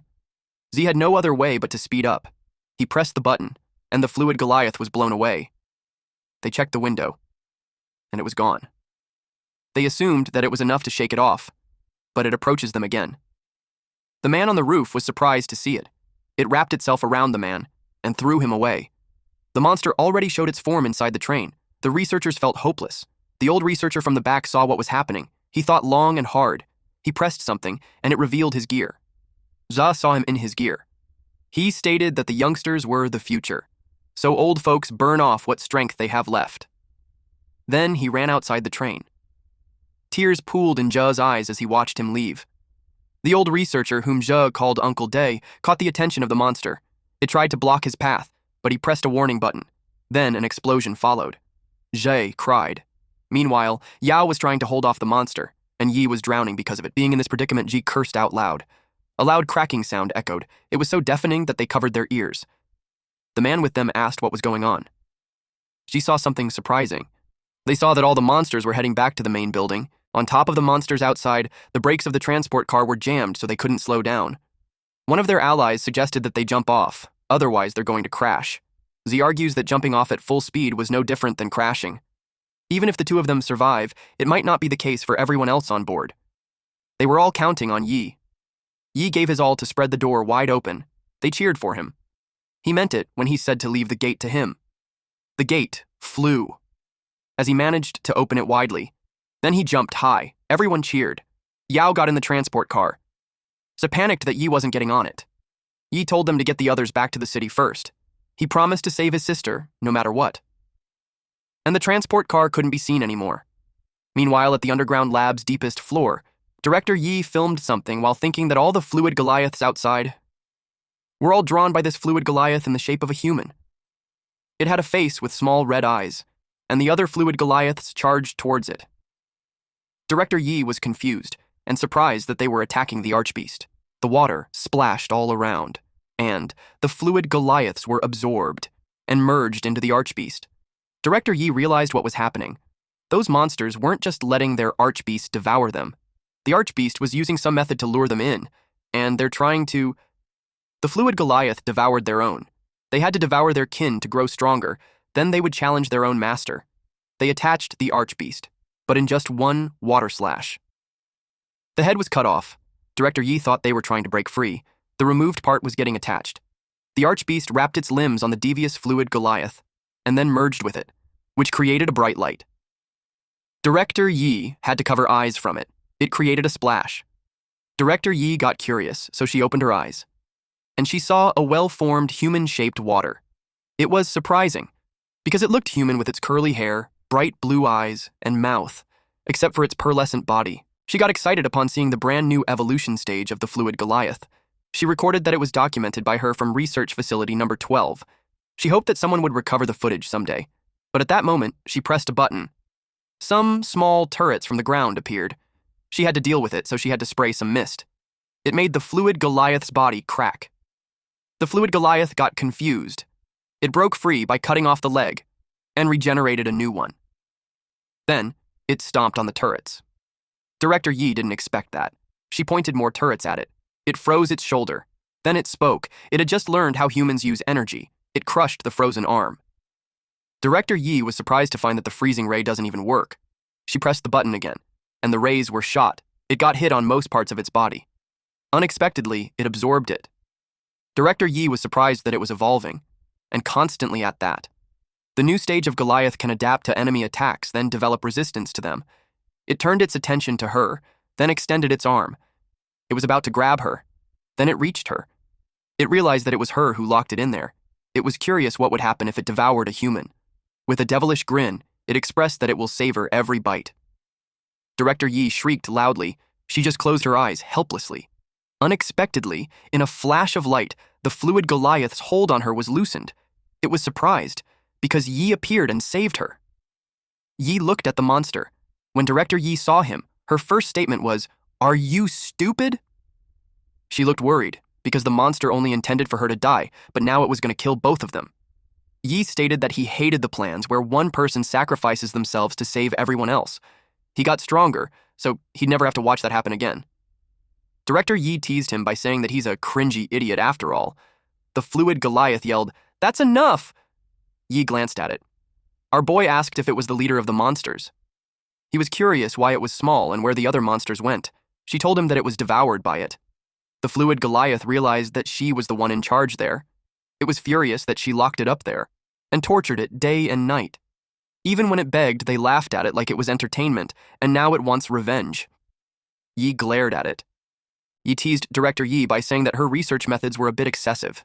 She wasn't embarrassed by it because, in her defense, it got a magic core that evolves endlessly. Yi just smiled. Our boy told the monster that they have turned their world into a wasteland, so there was nothing wrong with asking them to contribute to human science. It claimed that humans deserved to die. It extended its arm to punch Yi. Yi braced for the attack. He got squashed between the fist and the wall. Then the monster grabbed Yi. It raised its arm and threw Yi at the ceiling, which made Yi cough blood. Yi was caught off guard. The monster was already in his face and was about to kick him. Its foot landed at the center of his back, which made him crash on the ground with a powerful impact. Dust filled the air. Director Yi got worried for him. The monster waited for the dust to subside. It watched it carefully. It revealed Yi kneeling on the ground. He didn't expect something that small to have such destructive power. The system notified him that Goliath gains full strength of whatever it devours. Yi used his skills to see its weak point. He had nothing to be afraid of as long as he had that. Then, our boy dashed forward. The monster extended both of its arms and grabbed him in his arms and lifted him up in the air.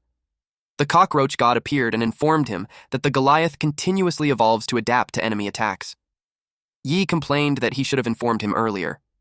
The fluid Goliath tried to rip him apart. It even had a devilish grin while it did that.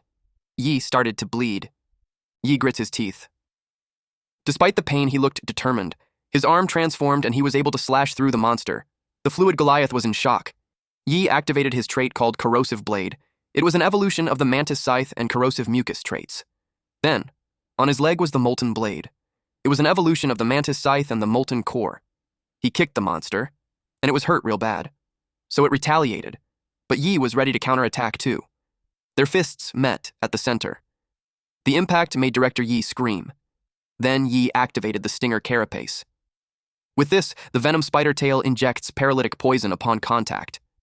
The venom crept up from the monster's arm. Then Yi was able to push it back. Director Yi was shocked, because Yi said he was a rare shapeshifter, but he looked like a monster at that moment. He took out his molten blade. He was about to stab it. He unleashed a powerful flame. But to his surprise, it didn't receive any damage at all. The monster let out an evil laugh and told him that he's out of time. Yi noticed that it was evolving way too fast. Just a few hits and it's already resistant to the molten blade. 3 arrows were shot and hit the monster's back. It whipped its head around. Director Yi held a bow and told Yi that she got his back. Yi was taken aback. The monster extended its hand. It was about to reach her. She jumped high to evade its hand. Then she shot another arrow, but the monster just absorbed it. The monster looked infuriated. It was caught off guard when Yi slashed its hand. It groaned in pain. Director Yi noticed that attacking it with different types of powers at the same time actually works. It said that humans who steal divine power always cling to strength that was never theirs, and that was their greatest weakness. Director Yi cursed out loud. She knew that the fluid Goliath's most dangerous trait is its ability to emit a synchronized harmonic wave outward. Any magic crystal affected by it forms a dampening field on the surface, completely disabling energy release. Immediately, she screamed that it was their chance and they only got one shot. Yi was surprised. She released her arrow and pierced through the monster. She watched its reaction. It counterattacked with sonic waves. They braced for it. Nothing seemed to happen at first, not until her bow lost its light. She was surprised. The monster laughed at them. It stated that a human without a crystal core is nothing but a bug to squash. She fell on her knees. She felt bad that she was very slow. She got worried since its power had completely countered the awakened humans, and there was nothing they could do to stop it. The monster liked the look of despair on her face. It crouched in front of her and told her that it will slowly absorb her, and it wanted her to scream real loudly. Out of the blue, its cheek met Yi's fist. He packed a punch and threw the monster on the opposite side. The monster crashed on the ground. It couldn't believe what happened. Yi glared at it. It wondered how he's completely unharmed. Even Director Yi was surprised. It made her think that he can use abilities without a core. They watched the monster. It cursed at them. It was puzzled on how Yi was still using his powers, but it expanded its arms so it became more muscular, and yelled at them that they're all alone, so there's nothing they could possibly do. It was determined to demonstrate everything they had thrown at him so they could still be completely useless like how it felt. Yi grinned and thanked him for the reminder. He called Fatty to attack. A bright light appeared, and a big foot stomped on the ground. A large, ominous creature appeared. Director Yi's eyes widened in surprise. She wondered if he just summoned a boss. Fatty knelt on one knee. He was large, bulky, spiky, and black. The fluid Goliath recognized him as Bloom and asked why he's there. Yi heard it and realized that the horned warlord in the hidden realm actually had a name. He wondered if there's some kind of connection between them. Fatty glared in response. Then it lifted its fist. Flames swirled around its fist. Then it punched the fluid Goliath. The fluid Goliath blocked its attack with its forearms as it realized that Fatty had betrayed them and became a dog for humans. They stood toe to toe when Fatty summoned his weapon, and the fluid Goliath summoned a sword. Then he attacked. Their weapons clashed. Director Yi had never seen that monster before, and she was surprised that it was overpowering the evolved Goliath. It made her more curious on who truly Yi was. In her head, she questioned if he's truly human. She couldn't believe that a monster that strong actually listens to him. The monsters kept fighting. The impact of their attacks made the debris scatter. It made the place dangerous, and it almost hit Yi and the director. But Yi swats it away and asks the director if she's okay. Director Yi had this creepy expression on her face.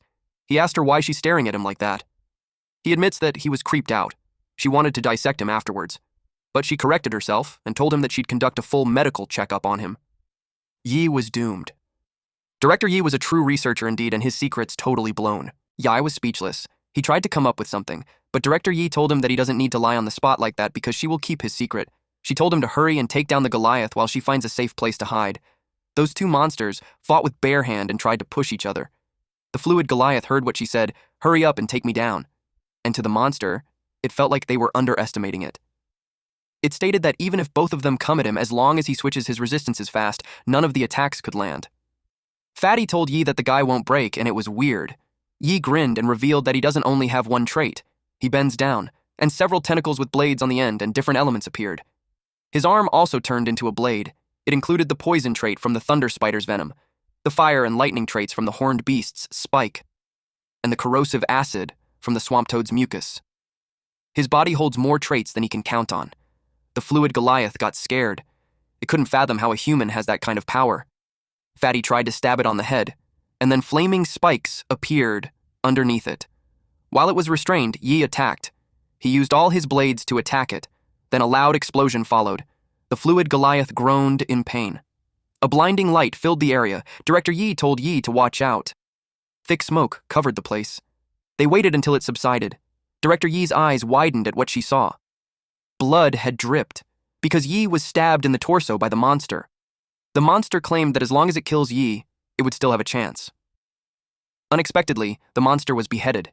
Yi used his bladed arms to slice it. Yi revealed that he had a cockroach trait too, which means he's immortal and indestructible. The head fell on the ground. The monster cursed him out loud. It refused to have that kind of ending. Yi towered over it. Director Yi watched carefully from a distance. She was elated as she witnessed how there's definitely something weird about him. But I think she's the one who's weird. Moments later, Fatty happily greeted his big bro. He tries to hug him, but Yi shoves him away. Then Yi grabbed the head. The system informed him that the fluid Goliath had developed a wide range of traits during evolution, so it was impossible to determine which ones he might absorb. Yi took a piece of it. He was thinking that if he got the ability that disables core magic, he would be unstoppable. He swallowed the piece that he took, and to his surprise, some parts of his body froze. The system showed a warning screen. The warning kept going as the freezing parts scattered. It reached his eyes, and eventually covered his whole body. The day after the successful rescue mission, at a private room in the Zhang family estate, Yi was on a table while he was surrounded by Director Yi Jae and Eileen. He was unconscious and his whole body was frozen. Eileen asked what happened to him. Director Yi shared that his vitals were stable, so he should regain consciousness soon. But she had something to tell them. She revealed that Yi wasn't a human. She told them that he looks like them, talks and thinks like them, but his DNA was completely different from them. She believed that he took on that form just to blend into human society. Eileen's brows furrowed. Yi started to wake up because of the noise. He wondered where he was and what was going on. The cockroach god appeared and briefed him that when he absorbed the Goliath's crystal core, since it was packed with conflicting traits, his body showed signs of rejection. He shared that it was his first time seeing that, but he assured him that the side effects would subside soon. Eileen watched him intensely. Director Yi informed him that they had detected dozens of monster traits in his system. It includes the evolved Goliath's traits. She added that if he gains the ability to nullify nearby magic cores, he'll become an enormous threat to humanity. She stated that before he regains consciousness, it could be their last chance. Eileen clarified what she's implying. She asked him if she planned to lock him up somewhere. She bit her lip. Then, she replied, no. She stated that he's even more dangerous than the evolved Goliath, so the best solution was to eliminate the threat completely. Eileen and Z were surprised to hear that. She expressed that he won't let her. Even if she was his big sister, he won't let her lay a hand on his big bro. Director Yi replied that he saved their family more than once, and it was the only reason why she called just the two of them there. Because if the information leaks out, he'll be hunted down and killed. Eileen replied that she won't allow that. She stated that Yi had been fighting monsters ever since he arrived in Narumi City, so she firmly believes that he's on their side. Ji agreed. He added that even if his big bro is a monster, he could be a good monster. That comment prompted the two women to scream at him to be silent. After hearing that, Yi realized that they were debating on how to deal with him. Director Yi questioned them on how they would know that helping them wasn't just part of his act. She reminded them that when they first discovered the fluid Goliath, they thought it was harmless too.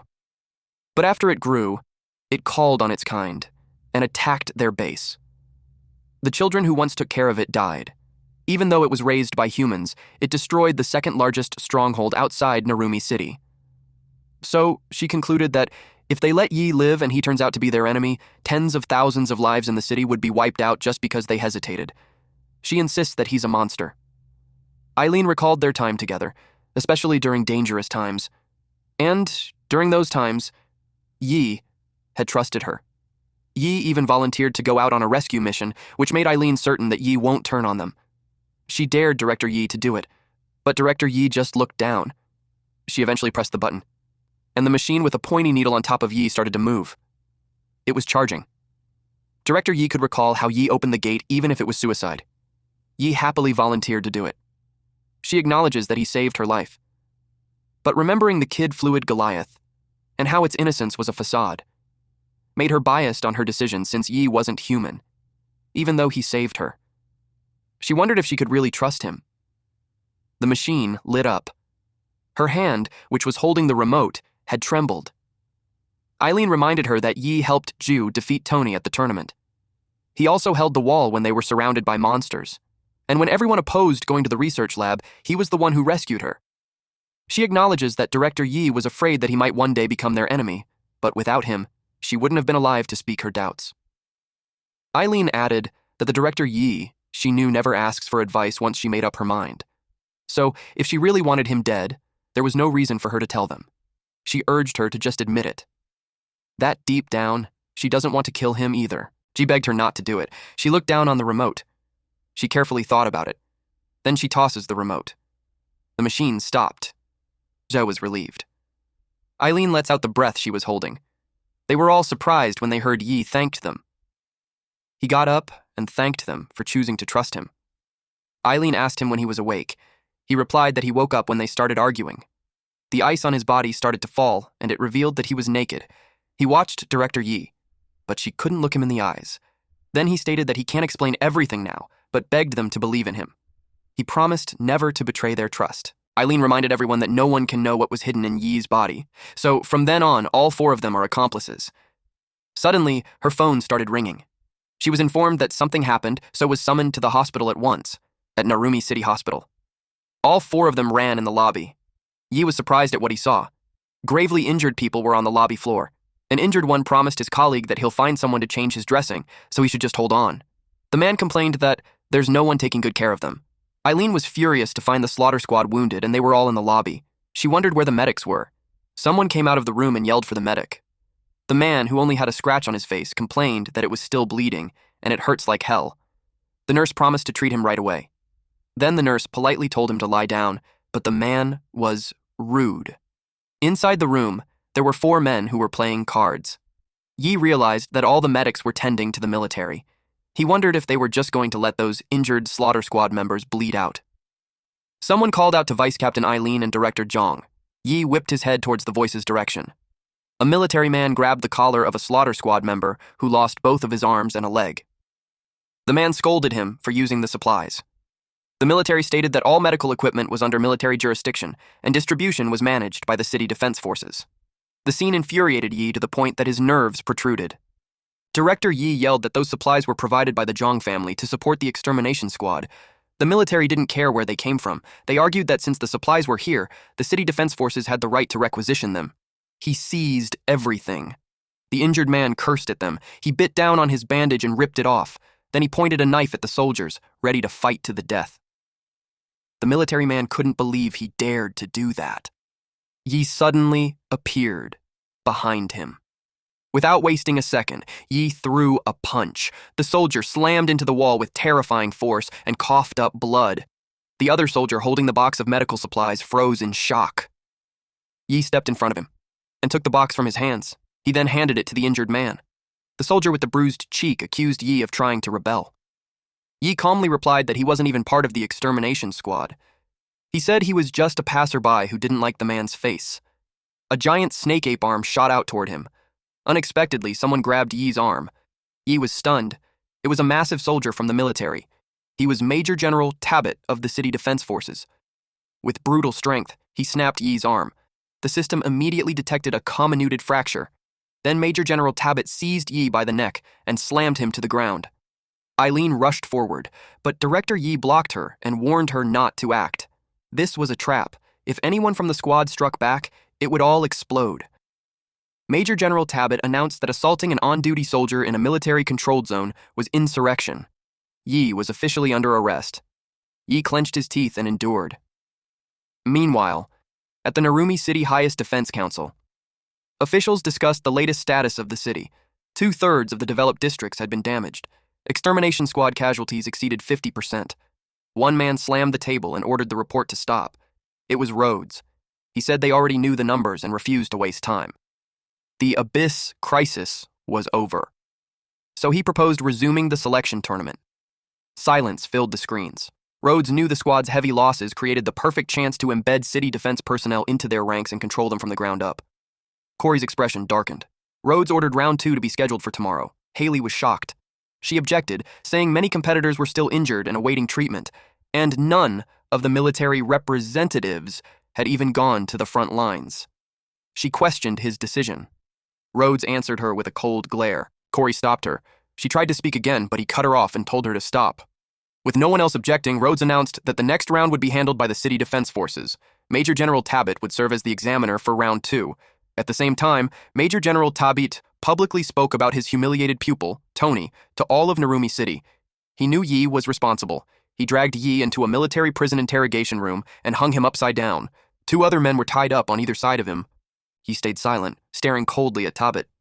Tabit told his subordinates that he didn't want these people appearing in the tournament again. Yi noticed something strange. Every person brought in was a contestant with no ties to the 4 great families. The contestants began trembling as soldiers carrying Morgensterns stepped closer. Each of them wore a disturbing grin. Yi spoke up to get their attention. They snapped their heads toward him. He mocked them, telling them to untie him if they had the guts. He claimed he could take all of them alone. With his undying trait, Yi could recover quickly, but the other injured contestants could actually be beaten to death. His arrogance enraged them. They decided to start with him. They pulled him down. A punch slammed into Yi's stomach, forcing blood from his mouth. Then, another soldier smashed a Morgenstern into his head. They kept hitting him. The beating was brutal and soaked in blood. After a while, one of them grabbed Yi by the hair. They laughed, amused that he was still acting fearless. The Cockroach god told Yi to let them continue. He reminded Yi that residual crystallization still lingered in his body, and that he could use it to stabilize himself again. So Yi taunted them even harder. They fell for it. Fists rained down on him from both sides.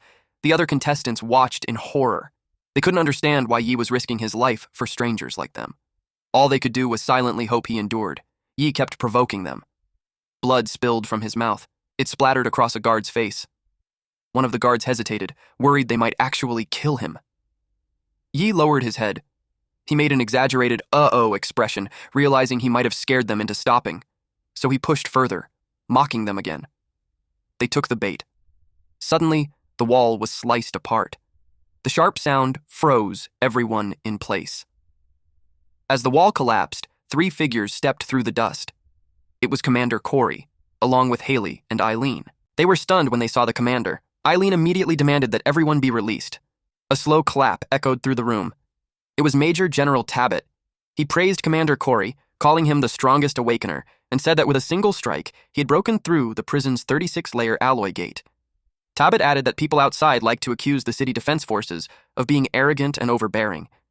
From his point of view, the extermination squad wasn't much better. He claimed these people had assaulted soldiers and shown signs of sedition, making their arrests lawful and justified. He asked whether the commander had come to demand an explanation.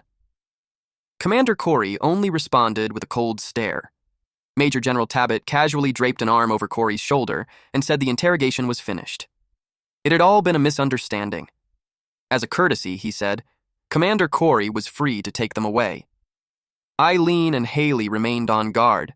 Tabit turned as if to leave. Then he announced that he would be the examiner for the next round of the selection tournament. He said he had memorized all their faces. He would be waiting for them tomorrow. Especially Yi. That night, at the research institute inside the city. After the confrontation, all injured extermination squad members were transferred to temporary wards set up inside the institute.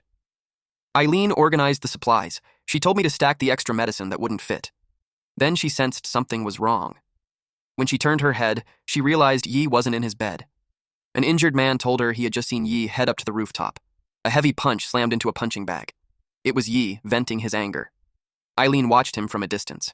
She didn't look amused. As he threw punch after punch, Yi ranted about how the extermination squad was treated like an enemy, even though they were humanity's last hope. They risked their lives to protect the city, only to be cast aside like trash. He said research on Goliath could help Awakeners grow stronger, yet the higher-ups would rather let monsters destroy the Institute than allow those findings to be brought back. Then he complained about the selection tournament. It was meant to find strong Awakeners to rebuild the squad and reclaim what they lost. But instead, it had become a playground for the great families. His anger boiled over. Eileen suddenly stopped his fist. Yi turned toward her. His expression shifted, a hint of concern flashing across his face. Eileen stepped closer and kissed him on the cheek. His face instantly turned red. He staggered back, stunned. He couldn't believe she had kissed him. She asked if he felt calmer now. He nodded. Our boy's weakness was just freaking exposed. Then she invited him out for a drink. He simply said, okay. Yi pulled on his shirt and followed her, at a tavern called Whiskey Bar. The place was simple and quiet. Yi's cheeks were flushed. His mind drifted back to what happened earlier. He wondered if she liked him. When he thought about the possibility that she might invite him back to her place later, his face turned even redder. He even considered saying yes. Suddenly Eileen, her own cheeks flushed, smacked him on the head and scolded him for daydreaming. She asked if he even heard what she had just said. Yi said he heard her. She told him to do exactly as she said. That was when she told him to withdraw from the tournament tomorrow. He nodded and agreed without really processing it. When the words finally sank in, he froze. He asked her why. Eileen immediately realized he hadn't been listening at all. She explained that the military had always wanted to be Narumi's only armed force. This time, they had installed their own examiner, and their plan was simple: to torture Yi and anyone trying to join the extermination squad until they were no longer able to compete. Their real goal was to swallow the entire squad. Yi said that was exactly why he couldn't back out. Eileen slammed her drink onto the table. She was clearly annoyed that he still didn't understand. She said the extermination squad had no chance. If they didn't resist, the military would slowly devour them on their own terms. But the moment they fought back, they would be labeled as rebels and wiped out. Yi fell silent. The night grew deeper. Soon, only the two of them remained in the bar. Eileen rested her head on the table, half asleep, mumbling softly. She told Yi that now he had strength, he might as well leave this place and live a better life. Yi simply watched her. He thought about leaving Narumi. He took a sip of his drink and was startled by how bitter it was. Someone asked if he had never tried it before. Yi looked up and froze. It was Chief Commander Corey. Eileen mumbled that back at the post. Only the leaders ever got to drink stuff like that. The bartender asked for the commander's order. Chief Commander Corey requested his usual bottle. Yi asked him if he thought the squad still had hope. Instead of answering directly, Commander Corey asked Yi how life in Narumi felt to him. Yi replied that it felt nostalgic, like how things were before the world ended. Commander Corey said the extermination squad existed to bring that kind of life back to everyone. And until that ideal became real, there would always be people who believed in it and were willing to stand for it. He asked Yi if he was one of those people. Yi answered yes without hesitation. Commander Corey smiled. His drink then arrived. He told the bartender to put the bottle on their tab and walked away. Yi muttered that the old man had just come to freeload. Commander Corey laughed and said he was looking forward to Yi's performance tomorrow. The next day, inside the stadium, the host addressed the brave citizens of Narumi and announced that under the leadership of the great speaker Raz Olaf, they had once again defeated the monsters threatening the city. In that moment of celebration, the long-awaited selection tournament officially began. The crowd erupted with excitement. The host introduced the examiner for round 2, and as expected, it was none other than Tabit. After the introduction, Tabit suddenly kicked the host off the stage. The crowd gasped in shock. Everyone recognized him. Tabit announced that he was a soldier and didn't care for pointless chatter. He said the rules were simple. If they lasted 3 minutes on the field, they passed. Then, this egghead asked who will go first. He asked them to come. We then saw our MC, and he was seated beside Yao. She looked shocked to see Tabit. Yi asked if she knew him. Yao replied that Tabit used to be their class instructor. She added that within his first year in the military, he had killed 100 Abyss Lords, a record no one had ever matched. The host announced the start of the round. The first participant charged at Tabit with a hammer, but he was completely unprepared. Tabit drove a knee into him. The man was blasted straight into the wall. Tabit calmly added that he had forgotten to mention something earlier. There were no limits in this round. He told anyone, afraid of dying, to withdraw immediately. The crowd grew uneasy. Murmurs spread as people realized how brutal this was supposed to be. They had thought this round was meant to showcase skills. They had never seen an examiner fight with killing intent. The next contestant was called. Everyone was stunned when the man immediately ran in the opposite direction. He had barely escaped yesterday. The arena was large, so he planned to run and survive for 3 minutes. But then, Talbot erased the distance instantly. He appeared behind the man and slammed him into the ground. Yi was shocked. Despite Talbot's massive build, his speed was terrifying. He covered 10 strides in a blink. With no terrain to use, Yi knew running or dodging wouldn't work. The next contestant stepped forward. The man had mechanical arms and threw a punch at Talbot. The host excitedly announced that someone had finally landed a hit. Talbot didn't even move. As expected of a Zhang family candidate, Talbot looked amused. A few seconds later, the attacker screamed. His arm shattered. He was confused. He had no idea what just happened. Yao explained Talbot's ability. Any damage dealt to his body was reflected back onto the attacker. Yi finally understood how he had been injured before. She asked what they were supposed to do if they couldn't hurt him or outrun him. The next contestant entered the field. He saluted the Major General. Talbot looked at him. Then he announced that the man had passed. The entire arena froze. Yi and Yao both frowned deeply. Someone in the crowd shouted that it was blatant favoritism. The man beside him hurriedly silenced him, asking if he wanted to die. The military brass was sitting right there. When several officers glared in his direction, the man immediately pretended to clap. Soon, the arena filled with thunderous applause. Yi clenched his teeth. After a while, the participants were carried away on stretchers. On one side, every contestant hoping to join the extermination squad was targeted. One after another, they were hauled off with severe injuries. On the other side, the military's candidates stood relaxed and unharmed. The remaining extermination squad candidates were filled with anxiety. Then someone stepped forward and announced that this was their final chance. It was Rhodes. He asked who among them still wished to join the city defense forces. The contestants were cornered. One of them felt he had no other option. He dropped to his knees and kissed Rhodes's boot, pleasing him. The soldiers laughed and mocked him, saying he wagged his tail like a dog. Another contestant shouted at them to stop. That was the end for him. Rhodes shot him a cold glare. In the next instant, blood splattered across the field.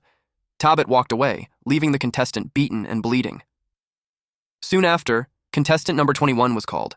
It was Yao. The soldiers watched her as she stepped forward. One of them asked his companion if it was really her. They called her a traitor. Before she entered the field, Yi quietly warned her to be careful. He told her that if she couldn't hold out, she shouldn't force it. She had no intention of surrendering. Talbot looked amused when he saw her. He hadn't expected her to dare face him. Yao tightened her grip on her weapon. The host announced the start, and the timer began. She activated her skill immediately. Skyveil. Wrath of Thunder. She was stunned by how fast she cast it. Yi realized that from the moment she stepped onto the field, she had already begun charging. The host was thrilled by the unexpected opening. Everyone wondered how she planned to deal with Talbot's damage reflection, but to their shock, nothing happened to her. Talbot quickly understood why. As long as her attack didn't make direct contact with his body, the reflection wouldn't activate. Talbot began to move.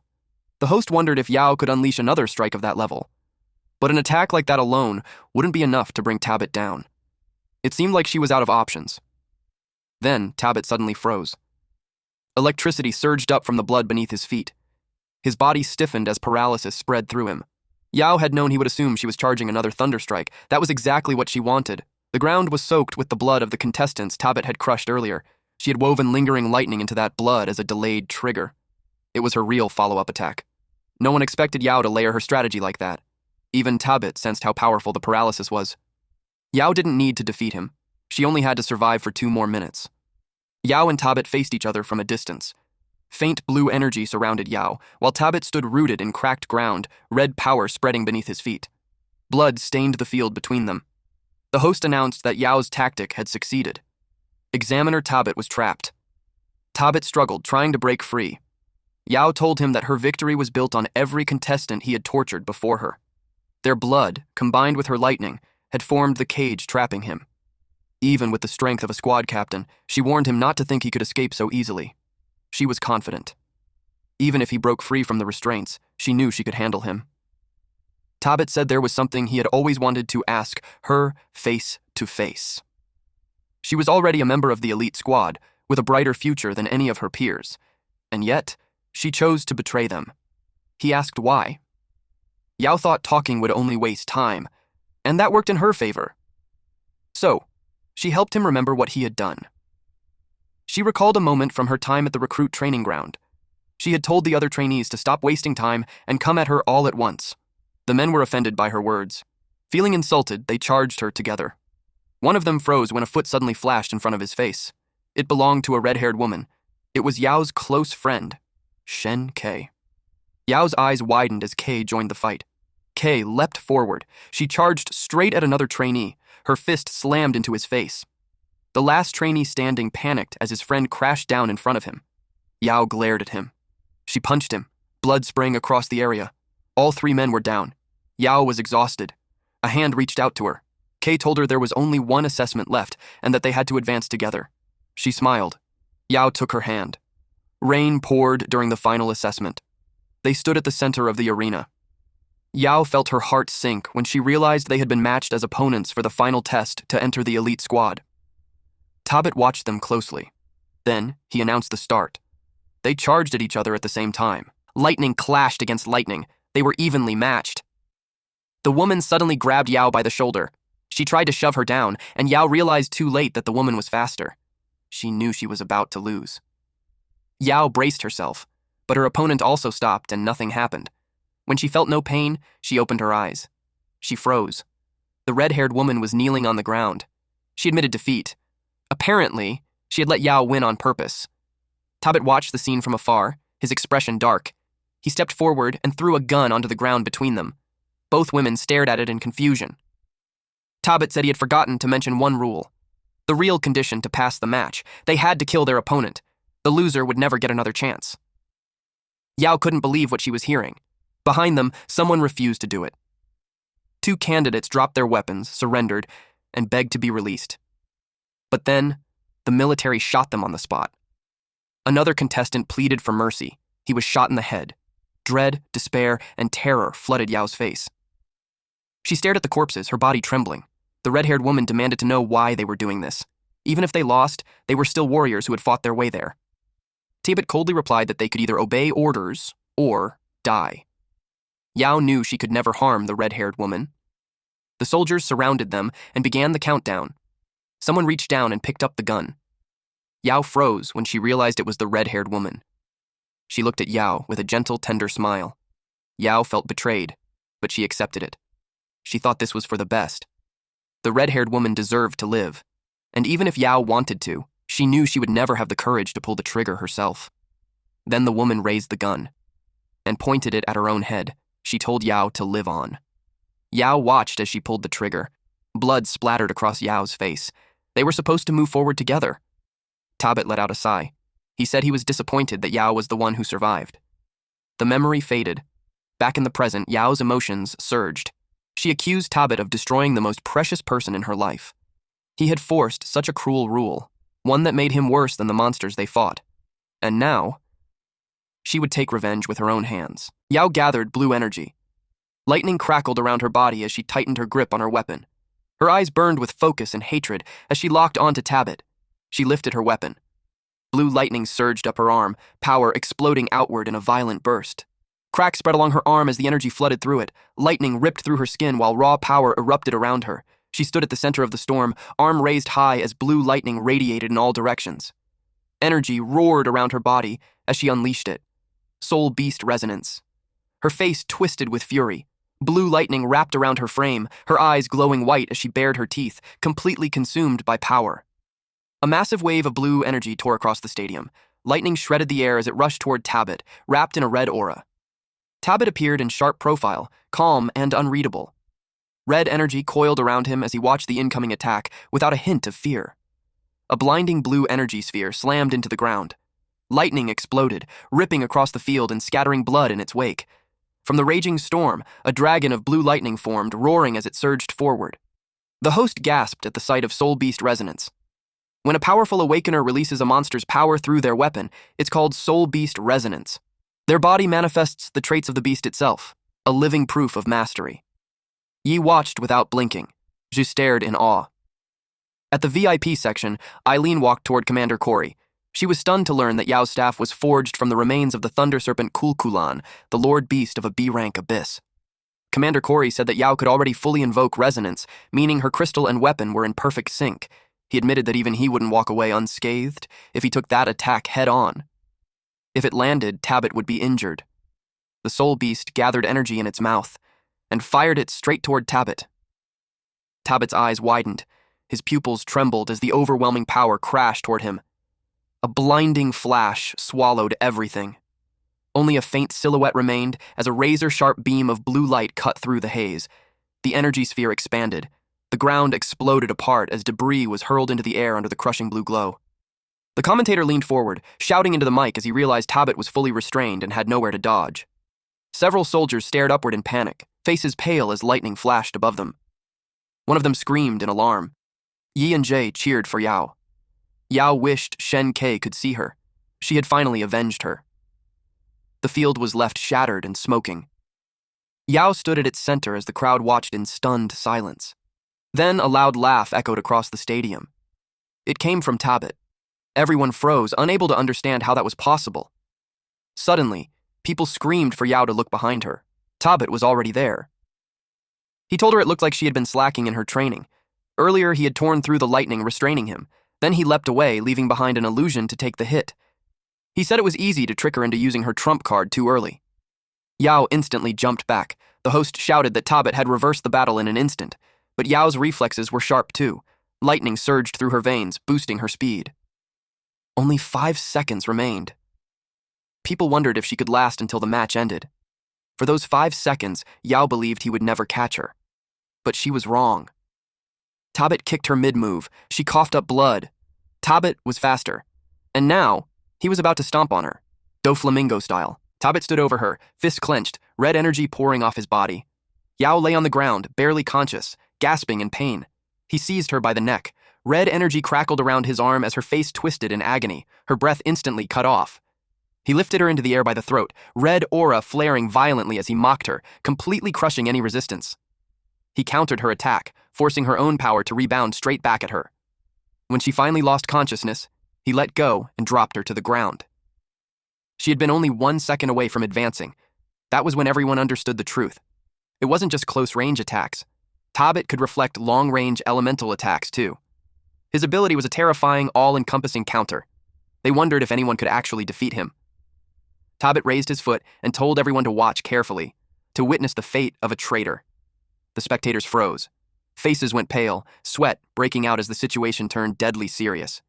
He declared that worthless failures deserved to die, but his foot was suddenly stopped by Yi. Tabit hadn't expected that. Yi trembled with rage, teeth clenched tight. Ji and Tony stared in shock, their jaws dropping. Tabit hadn't even noticed when the brat stepped onto the field. He had expected his kick to shatter Yi's arm. Yi coldly told him that her match was already over. Then he shoved Tabit backward and declared that the next fight was with him. Yao was rushed away on a stretcher. The host announced contestant number 22, Zhou Yi. He had stunned everyone in the first round by charging straight to the top. His performance during the defense of Minghai City had been just as brilliant. Tony still had no idea how Yi had cheated in the last round, but the humiliation burned deep in his chest. He begged his uncle to take revenge for him. Today, he wanted Yi crushed in front of the entire crowd. The host continued.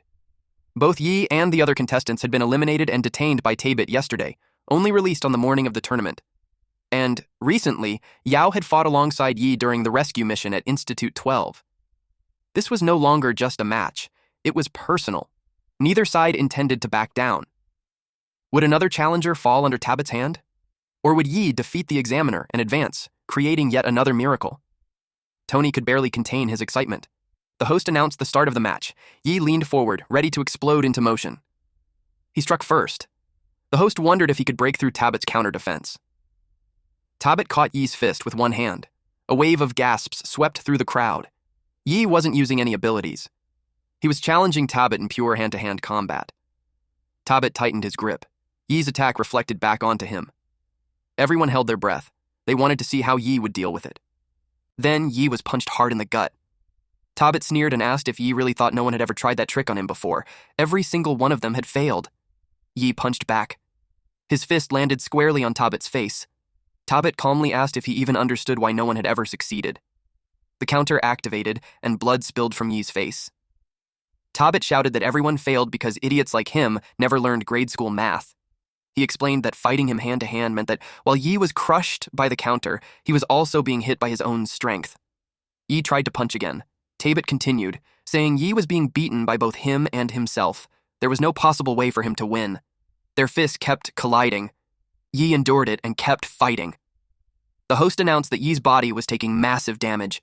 The crowd wondered how long he could possibly last. He kept fighting. 30 seconds passed. Tabit was struck in the chest. Then he was hit directly in the face. 60 seconds had passed. Yi punched him again. 90 seconds passed, and Yi still hadn't fallen. The next punch sent Yi flying.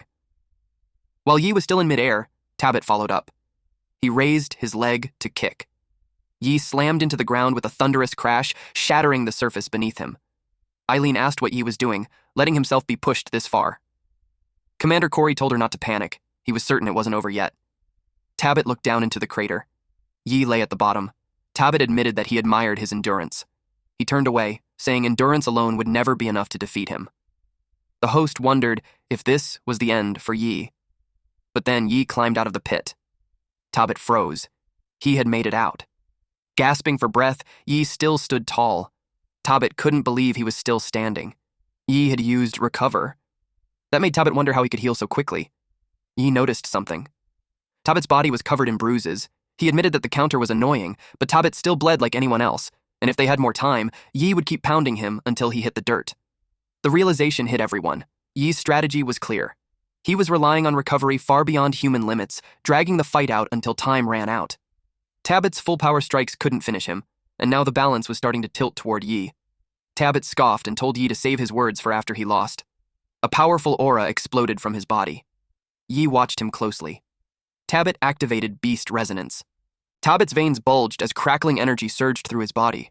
His arm twisted and reshaped, transforming into the head of a beast. More beast heads formed in the air around him, all releasing the skill Howl of the Wasteland Wolf. His eyes sharpened, cold and predatory like a wolf's. Yi hadn't expected this. The host announced that Yi had pushed Tabit into a corner. As everyone knew, Major Tabit possessed captain-level strength, but this was the first time he had ever unleashed Beast Resonance in public.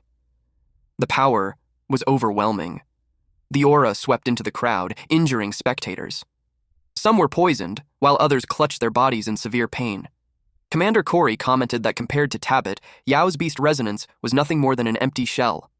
Eileen was furious that an examiner would use Beast Resonance against a single contestant. The situation had gone completely insane. Commander Corey agreed. He was furious as well. He admitted he had tolerated Tabit's double standards toward earlier challengers. He could even excuse his cruelty toward Yao as a personal grudge. But now, he wanted answers from Rhodes, because it looked like they had lost all shame. Meanwhile, in the arena, Tabit told Yi that he had seen plenty of awakened brats like him, people who thought they were untouchable, but he had a message for him. He lectured Yi, saying that only by mastering the beastly power sealed within one's weapon did someone earn the right to face the ruined world head-on. Yi felt the air hardening under Tabit's aura. Even breathing had become difficult. The pressure felt familiar. He had experienced something similar back on the city wall. It made him grin. Now he wanted to see for himself just how strong these so-called veterans really were. The beast roared as it surged forward in a violent wave of energy, towering over the battlefield. It lunged, ready to devour Yi. It slammed into the ground, triggering a massive explosion.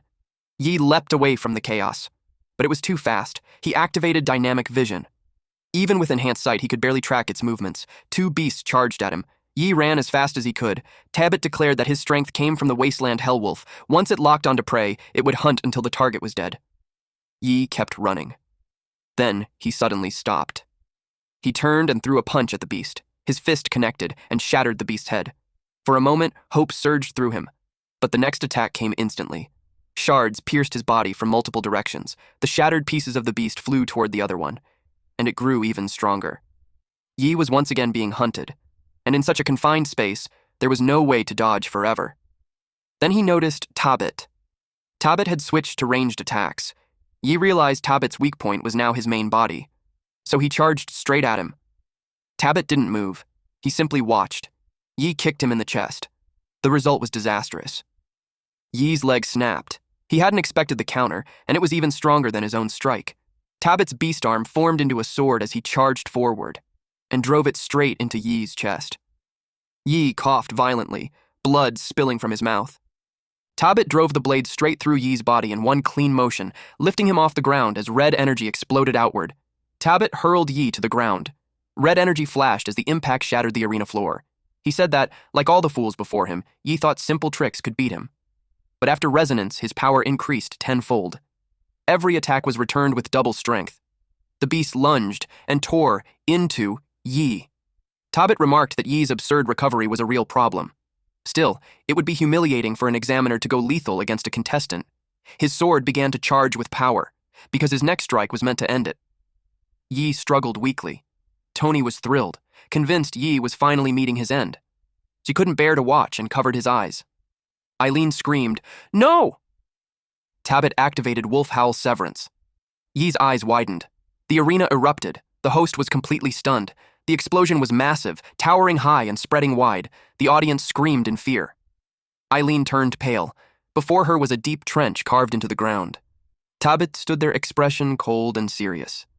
That strike was absolutely devastating. It didn't just split the ground, it shattered the arena walls, and Yi's condition was unknown. He lay there bloodied, a deep gash across his chest. His eyes had rolled white. Eileen shouted that this was no longer a selection match. It was attempted murder. She agreed and demanded a substitution. The crowd joined in. "Substitute! Substitute!" Tabit frowned deeply. Then, Yi's fist slammed into the ground. He pushed himself up. Tabit sensed movement behind him. Eileen let out a shaky sigh of relief. Even the host was in tears when he saw Yi stand. He announced that Yi had endured Tabit's hardest test. He was still able to fight. Yi's expression was deadly serious. Tabit's face twisted in disbelief, eyes wide, teeth clenched as he shouted that it was impossible. The crowd erupted in cheers for Yi. Yi calmly asked why he was so shocked. He questioned him. Was he really certain that Yi lacked the strength to take him down? He revealed the Goliath crystal embedded in his arm. Then, he unleashed resonance in the VIP section. Rhodes looked down. Someone entered and told him that allowing the proctor to swat contestants around and beat them in front of everyone, it was shameless. The man speaking was Corey. Rhodes looked offended. Corey claimed that for soldiers, only victory mattered. If being shameless led to winning, then pride meant nothing to him. Both of them froze at what they saw.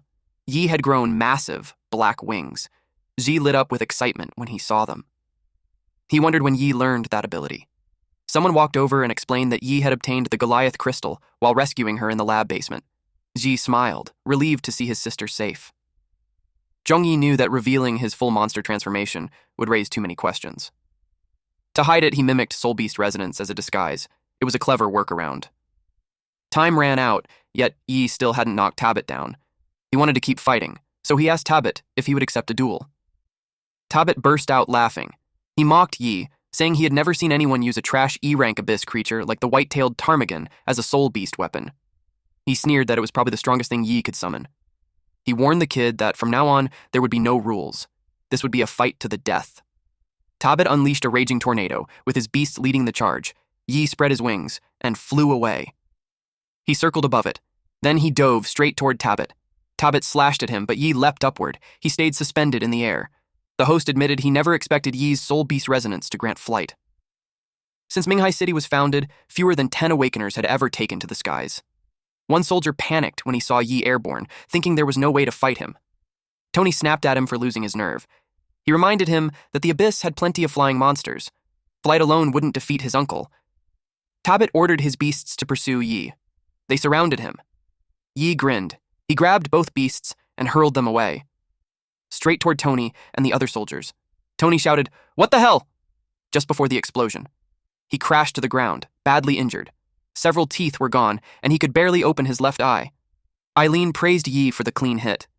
Yi casually claimed his hand slipped. Tony screamed at his uncle, demanding that he finish Yi and make sure he died. Tabit seized one of the beasts, using it to lift himself into the air and slip behind Yi. He believed Yi's back was wide open, full of flaws. He thrust forward, convinced that Yi was finally finished. Yi told Tabit that he was too slow. He blocked the sword with his wings. Tabit demanded to know why Yi kept sabotaging the military's plans. They had spent years arranging for the City Defense Force and the Extermination Squad, the city's two armed powers, to merge during the tournament. If the plan succeeded, he was willing to throw away his pride and his name in front of all Narumi. Otherwise, one day, the two factions would tear the city apart. Yi looked confused. With a calm expression, he asked what that had to do with him. He simply couldn't stand what was happening, so he wanted a fair examiner. That was his only reason. Tabit grew irritated. He called Yi stubborn. At the same time, he unleashed beast claws connected to his body by long tentacles. They wrapped tightly around Yi's ankles. Then he yanked him down. Yi couldn't react. Tabit slammed him into the ground. More tentacles lashed out. They pinned Yi firmly in place. The beast's bonehead shattered, sharp fragments scattering everywhere. The fragments clung to Tabit's sword. They formed a long, razor-sharp bone blade. In an instant, Tabit unleashed a technique even stronger than before. Yi raised a single finger. He told Tabit that he could defeat him with just one finger. Tabit scoffed. He couldn't believe Yi was still talking nonsense while standing at death's door. He unleashed Wolf Howl Prison, breaking Mountain Split. Yi shaped blades from his feathers. He pointed straight at Tabit. He activated his skill, Feather Blade Storm. Eileen screamed for him to stop. If Tabit took a hit that strong and reflected it, Yi would be finished. But the two fighters in the arena were exhilarated. Their beasts clashed head-on. Tabit's beasts were pierced through by the blades. A pillar of red energy shot straight into the sky, ripping through the air as debris and sparks exploded outward. Even the host was blown off his feet. Eileen clung to the railing and covered her eyes against the violent wind. The storm continued to roar. Then it slowly faded from the arena. It revealed Yi, still standing, and Tabit, impaled across multiple parts of his body. The crowd grew tense. Tabit was weakened, yet he smiled, convinced he had won, because the counter would return the attack at double strength. Yi calmly revealed that he had noticed something during their earlier exchanges. If Tabit didn't release the stored damage in time, it would rebound onto him instead. Tabit collapsed to the ground. The host stood frozen. He announced that Tabit had fallen.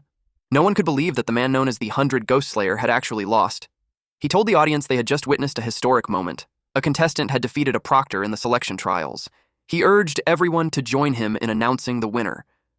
Zhou Yi raised his fist, blood streaking his face, standing tall as the crowd shouted his name in celebration. The crowd erupted.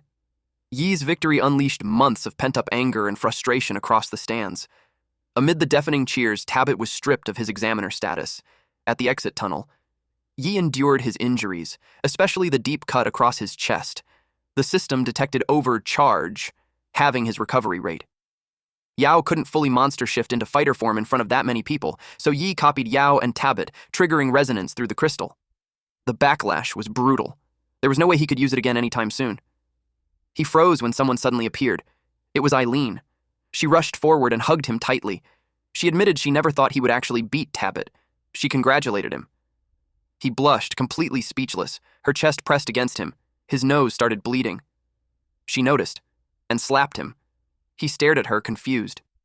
Eileen snapped that she had been on edge the entire time he was exchanging blows with Tabit. He couldn't say a word. She grabbed him by the collar and shouted that if that move hadn't landed, he would have been finished. She demanded to know when he started using beast resonance. She complained that he never told her. She asked if he had been hiding it from her too. Then she slapped him again, and grabbed his neck once more. He hurriedly promised to explain everything when they got back. Suddenly, someone took his arm. It was Zhong Yi. She asked him how the crystal she gave him had worked out. She leaned in, then whispered that she had even better ones at home. She teased him, suggesting he reconsider marrying into their family. He stiffened at her words. Eileen immediately grabbed his arm and shouted at Zhong Yi, calling her an old witch and demanding to know what she was doing. She yanked Yi toward herself, but Zhong Yi seized his other arm and pulled back, telling him to ignore that violent woman. They tugged him in opposite directions, and Yi could only think that he had somehow wandered into a legendary battlefield of love. Suddenly, several people approached. He turned to look. It was the injured contestants. One of them told everyone to line up. Yi was surprised to see those who had been eliminated by Tabit. They all saluted him. Confused, he asked what was going on. They thanked him. They explained that Captain Hai Lingxiao of the Extermination Squad would serve as the proctor for the upcoming rounds. Everyone tested by Tabit would have their results re-evaluated. Those eliminated could advance if they passed a second assessment. They thanked Yi for defeating Tabit and giving them a fair chance. He felt relieved hearing that. She pushed Yao's wheelchair forward. Despite her injuries, she tried to stand and complained that Yi had flattened Tabit before she got the chance. She promised to repay that debt in person. She coughed up blood. Yi rushed forward to support her. He felt her body trembling. She clenched her teeth as she thanked him. Yi was deeply moved by her gesture. But then, some men marched in. They raised their guns. The group was led by Tony. He declared that time was up, yet Yi had refused to leave the stage. He accused him of deliberately provoking and injuring the examiner. He claimed Yi incited civilians to resent the military and even attacked spectators on purpose, injuring many people. They suspected that Yi intentionally disrupted the order of the selection trials and used it as cover to harm others. So he ordered Yi to come with them. Yi was stunned. The injured contestant stepped forward and shielded him. They shot back that Tony was spouting nonsense. They warned him that if he wanted to lay a hand on Yi, he would have to go through them first. Tony froze. He demanded to know if they were planning to resist the law. These men had reached their limit with the military thugs. They were no longer afraid of being beaten down. Suddenly, a familiar voice rang out, sending a chill through the air. The speaker declared that the match wasn't over yet. It was Commander Corey. Rhodes stood beside him. Rhodes glared and scolded Tony, snapping that he was next on duty, yet had chosen to stir up chaos instead. He ordered him to return to his post immediately. Tony trembled so badly that he stuttered as he responded. Then, Tony, the weakling, left with Rhodes. Commander Corey then turned to Yi and told him that from the moment he defeated Tabit, he had become the brightest rising star in Minghai City. Whether he liked it or not, both fortune and trouble would soon come knocking. He advised Yi to stay sharp. Yi frowned. Later that night, at Minghai's top luxury hotel, Cloud Pavilion, Yi was stunned. He was told that every room was fully booked. They had no choice but to look for another place. Suddenly, someone stepped forward and called out to him. The man introduced himself, saying he had reserved Cloud Pavilion. He invited Yi to join him for a meal. He was from the Bai family, Bai Haoyu of the intelligence department. Yi was shocked. The others grew cautious. They entered a private area and sat around a large round table. Eileen knew the Bai family was a close ally of the military. She couldn't help wondering what he wanted. Haoyu clapped his hands. Servers brought out several trays. The first tray opened, revealing the severed hand of the B-rank Abyss Lord, Bear God Erahan. Yi was both shocked and confused. The second tray revealed the spine of the savage beast Scutelus, a rare monster from an A-rank abyss. Next came the wings of the Bazek Dragonkin. Haoyu explained that Yi wouldn't find a more complete set anywhere in Minghai. These were extremely rare monster remains. Even Eileen knew they were almost impossible to purchase. The cockroach god grew excited. It detected rare traits and urged Yi to find a way to devour them as soon as possible. Haoyu smiled at the reaction. He said he wanted to be friends. He had heard Yi liked collecting monster parts, so he prepared these as gifts. Yi wondered how he knew. She asked Haoyu if this was a threat. Haoyu told him to relax. There was nothing in Minghai he didn't know. He wasn't tailing Yi specifically. It was simply his job. He said he genuinely wanted to be friends. He asked Yi if he was willing to befriend the Bai family. Suddenly, a woman stepped forward and spoke coldly, declaring that the fleet was bait in a rotting world. Everyone stiffened. She continued, saying that only by offering oneself to holy power could filth be cleansed and the spirit purified, opening a future for all. It was Saintess Karen User. She declared that this place was a den of corruption. On the Saintess's side, a pale, muscular creature crouched low on the floor, its body tightly wrapped in black bindings. It crawled toward the tray. Saintess Karen glanced at the bear paw and recoiled, clearly unwilling to touch it. She gestured for her aide to step forward. Deep down, Haoyu felt irritated by her need to show off yet again. Yi was confused when she suddenly approached him. She reached out, then pulled his face against her chest. She called him the Holy Sun and asked if he could hear her heart. Eileen froze in shock. Yi's nose started bleeding. He stammered, asking what she meant by Holy Sun. Eileen grabbed his hoodie and yanked him away, demanding to know how long he planned to keep hugging her. Saintess Karen calmly explained that the church's prophecy foretold the arrival of a Holy Sun, one who would bear sacred power and lead the world out of suffering. She said the Holy Sun and Holy Maiden would share a single mind. She was certain Yi was the savior they had awaited for years. She opened her arms, inviting him to return to the church's embrace. Millions of believers would follow his command. Eileen realized they had even fabricated a prophecy just to claim him as their leader. Another person entered the room. He remarked that this seemed to be where young people liked to gather. Saintess Karen and Haoyu instantly grew cautious. They both greeted Rhodes politely. Rhodes spoke bluntly, saying he valued talents like Yi. He asked if Yi was interested in joining the city defense. Yi was stunned. Rhodes gestured, and a soldier brought something forward. It was a live broadcast of Tabit, kneeling and bowed, a massive axe poised at the back of his neck. Rhodes stated that Tabit was beyond saving. He had even forced the city's heroes to sleep outdoors. As an examiner, he rigged the trials in public. As a trainer, he pushed recruits to kill one another. He concluded that trash like Tabit deserved death. He handed Yi a switch. If Yi pressed the button, Tabit would die. Tabit's life now rested in Yi's hands. Eileen felt uneasy. The military was willing to discard a major general just for Yi. Yi's expression turned serious. He tossed the switch back to Rhodes. He said he didn't have a habit of killing people.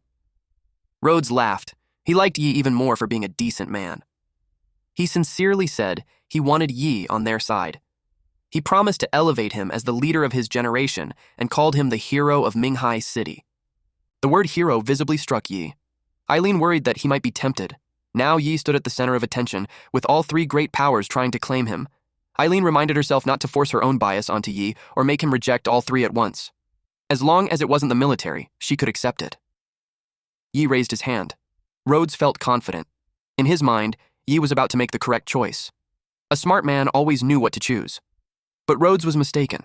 Yi performed a fist-palm salute and thanked him for the high regard. Then he said he wasn't the prodigy Rhodes imagined. He shared that before arriving in Minghai, he nearly died after encountering a monster in the wilderness. Even now, he still trembled when he remembered that gaping mouth. Because of that, he knew he didn't deserve their favor. The expressions of the three great factions hardened. Yi glanced at Eileen. She looked proud. Ji and his sister were smiling as well. Yi felt satisfied. He suggested they leave and grab some street food instead. Haoyu and the Saintess escorted Rhodes to his car. Before getting in, Rhodes told them that since Yi belonged to none of them, they would proceed with the plan the three houses had agreed upon, eliminating him in the third round. Haoyu sighed, muttering that it was such a waste. Saintess Karen clasped her hands and prayed for Yi's peace. The day of round 3 finally arrived. They gathered inside the training hall. Commander Corey and Eileen stood before the abyss gate. A thick mass of green, vine-like tendrils lay coiled together, with a single purple flower blooming at the top. It looked organic, eerie, and alive. The purple bud began to twitch as if it were about to vomit. The audience immediately realized who the final round examiner was. It was Captain Haley of Squad 10. She congratulated everyone for making it this far and announced the rankings after the first 2 rounds. The results appeared on a massive screen. Yi scored 100 points in round 1 and 100 points in round 2, for a total of 200. Tony earned 49 points in round 1 and 95 in round 2, totaling 144. Haoyu scored 38 points in round 1 and 90 in round 2, reaching 128. Karen had 35 points in round 1 and 92 in round 2, totaling 127. Ji earned 50 points in round 1 and 71 in round 2, for 121. Yao scored 21 points in round 1 and 98 in round 2, totaling 119. Yi led by 56 points, but round 3 could still overturn everything. Haley then explained the rules for the final round. The screen displayed the C-rank abyss, Chiang Mountain. They would survive for 10 days inside Chiang Mountain and hunt the monsters dwelling there. The mountain contained 4 monster tiers, Private, Knight, Guardian, and Lord, worth 1, 10, 50, and 100 points respectively. Over the 10 days, all hunt points would be added to their existing scores. The top 10 would officially join the extermination squad. Given their average strength, even Lord tier monsters could be defeated with proper teamwork. They were allowed to form squads of up to 3 people. Teammates were forbidden from attacking each other and would split points evenly. Forming a team improved survival chances, but it also locked their relative rankings, so she warned them to choose wisely. She added that squads 1 and 10 would do their best to keep them safe inside the abyss, but if they failed to arrive in time, she would simply feed whatever remained to her cute little babies. The room went pale. They were given 30 minutes to prepare. After that, the trial would begin. People immediately rushed toward Yi. They wanted to team up with him. He was quickly surrounded by contestants, but he refused them all. They were stunned. He couldn't team up with everyone, and once the trial began, he believed the farther they stayed from him, the better. One group stepped forward and bragged about their numbers, claiming they could back him up. But the first person who approached Yi scolded them instead. She gave Yi a thumbs up, and Yao smiled at him. Then Jay froze when he saw the Saintess accompanied by several towering men approaching him. He sensed them and turned around. He calmly stepped aside and let them pass.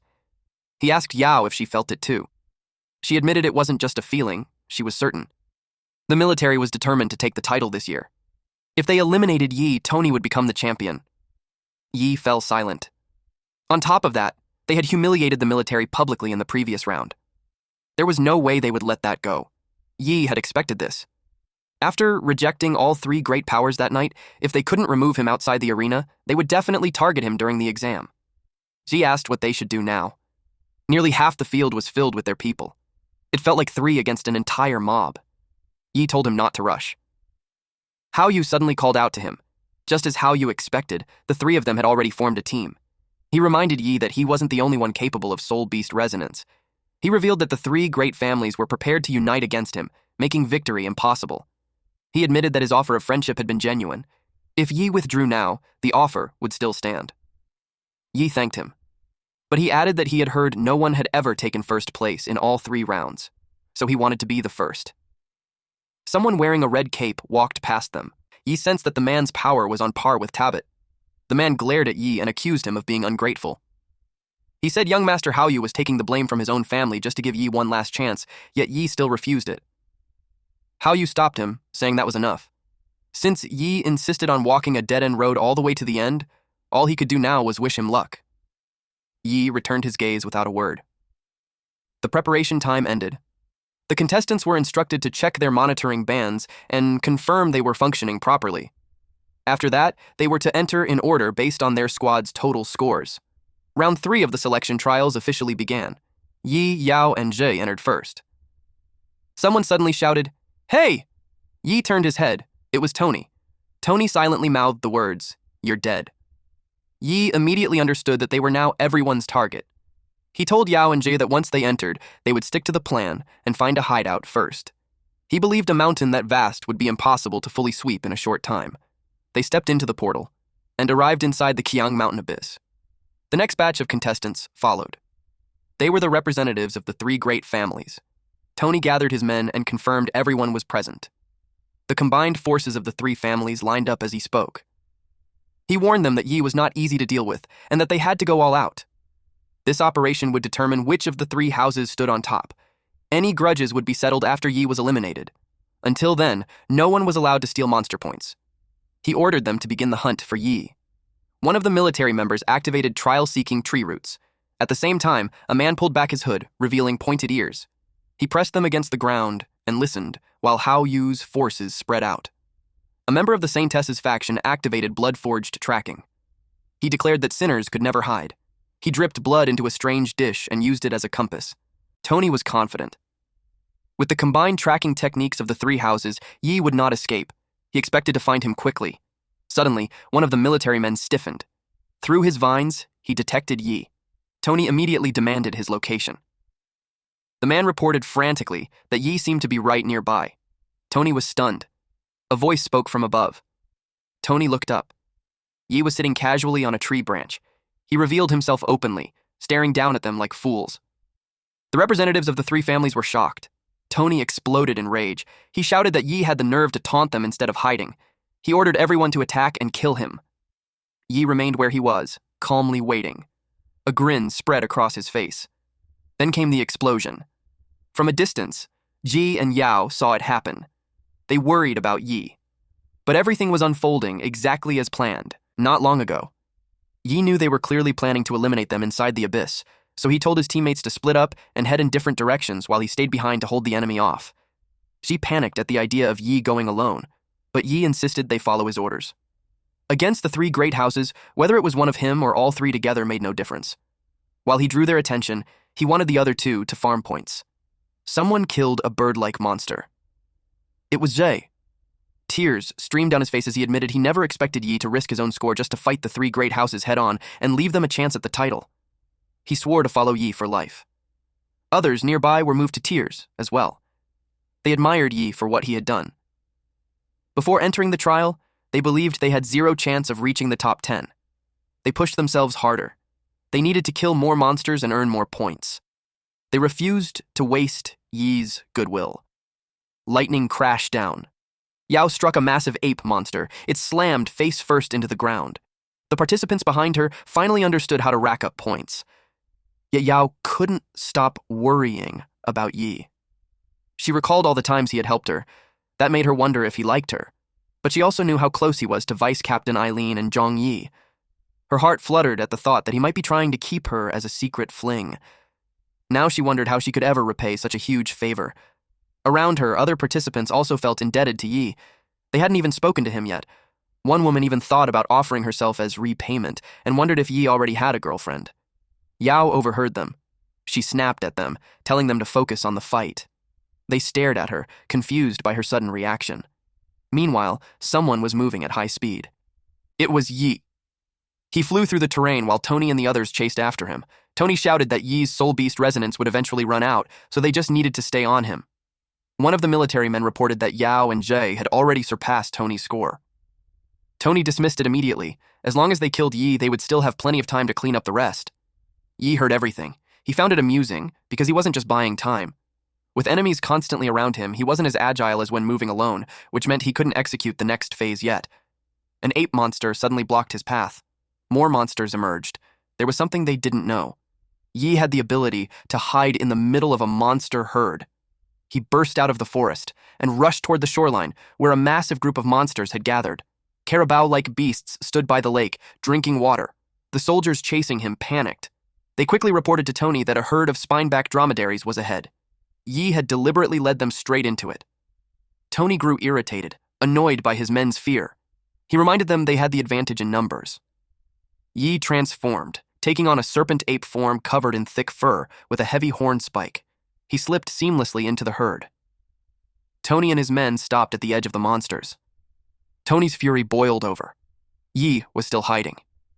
He ordered his men to move in and search. They began inspecting the monsters one by one. The men scattered among the monsters asked each other if anyone had found Yi, but no one had seen him. Yi grinned.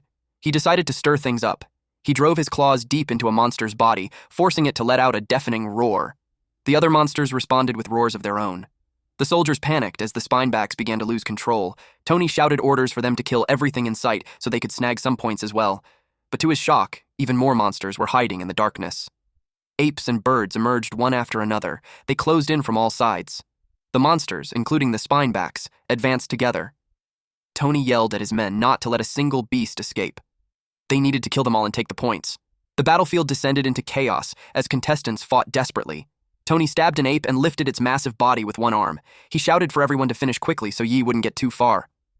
Red energy surged violently, tearing through the air in streaks as crushing pressure slammed down like a sudden storm. Powerful gusts ripped through the treetops. Leaves and debris shot across the night sky as the forest bent under the overwhelming force. A monster collapsed after being cut down. Soon, bloodied monster corpses piled up before the exhausted soldiers. Tony checked with the Saintess to confirm whether they had lost Yi. She answered that he was still nearby. One soldier suddenly froze. He checked his monitoring band. It showed 0 points. The same was true for Tony and the others. Confusion spread across their faces. Then they saw the rankings. The current top scorer was Yi, with 723 points. They had no idea. Yi was camouflaged on a tree branch directly above them. Yi smiled. At that moment, the trait chroma camouflage was active. Derived from the common forest mutant chameleon, it allowed the user to blend perfectly into their surroundings. According to the rules, only the one who landed the killing blow earned points. So as long as Yi delivered the final hit, every point would belong to him.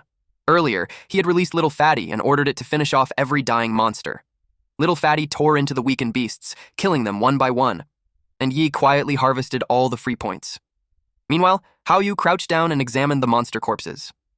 Hao Yu immediately realized that Yi was the one behind it. Tony erupted in rage, furious that they had been fooled again. Deep down, Yi thought they shouldn't celebrate yet. This was only the beginning. He was about to show them what a real trick looked like. He threw something into the lake. A massive splash exploded across the surface. Everyone froze. The water began to churn. Then something rose from beneath it. A gigantic water dragon serpent burst out, releasing a thunderous roar. Its cold eyes locked onto them. Shock and fear spread instantly. This was the ruler of the lake, Gu Yesu, the king of Mirror Lake. Enraged that its slumber had been disturbed, it radiated overwhelming pressure. This was a boss-level existence. They were horrified. Tony barked orders for everyone to prepare for battle. Haoyu understood immediately. Yi had deliberately provoked the beast to pin it on them. Retreating was the logical choice. But Tony refused. With elites from every major power present, he claimed there was nothing to fear from a single boss. Yi silently agreed. He wanted them to keep attacking it. If they ran, he wouldn't be able to steal their points. Gu Yesu struck. Tony ordered everyone into defensive formation. They activated the crystals on their arms. A massive barrier expanded outward. Gu Yesu's attack crashed down from above. The barrier barely held as the impact shattered the ground beneath them, cracks spreading like spiderwebs. A violent gust of wind followed. Yi was impressed. Not a single one of them was injured. Several hooded figures moved next. They lunged toward Gu Yesu. They tore off their cloaks. An activated beast soul resonance. Claw-like hands slammed into the dragon's head. Yi was stunned. He remembered Haoyu's earlier words. There were others capable of soul beast resonance. He hadn't expected even Haoyu's subordinates to possess it. The cockroach god urged him to look closer. Yi shifted into his fighter form and activated his eye skill. Blood seeped from the men's arms. Yi noticed the unnatural glow of monster components. He realized the truth. They had grafted monster limbs directly onto human bodies. Next, the saintess issued a command. Her followers stepped forward. They removed their cloaks. Beneath them were massive reptilian shells, etched with talismans. They clasped their hands and began to pray. All right, that's it for today's story. If you want the weekly chapter updates for this series, those will now be uploaded on my second channel, Manhwa Updater. So if you don't want to miss what happens next, make sure to check it out and join the update gang. Thanks for watching, stay cool, stay awesome, and I'll see you in the next one.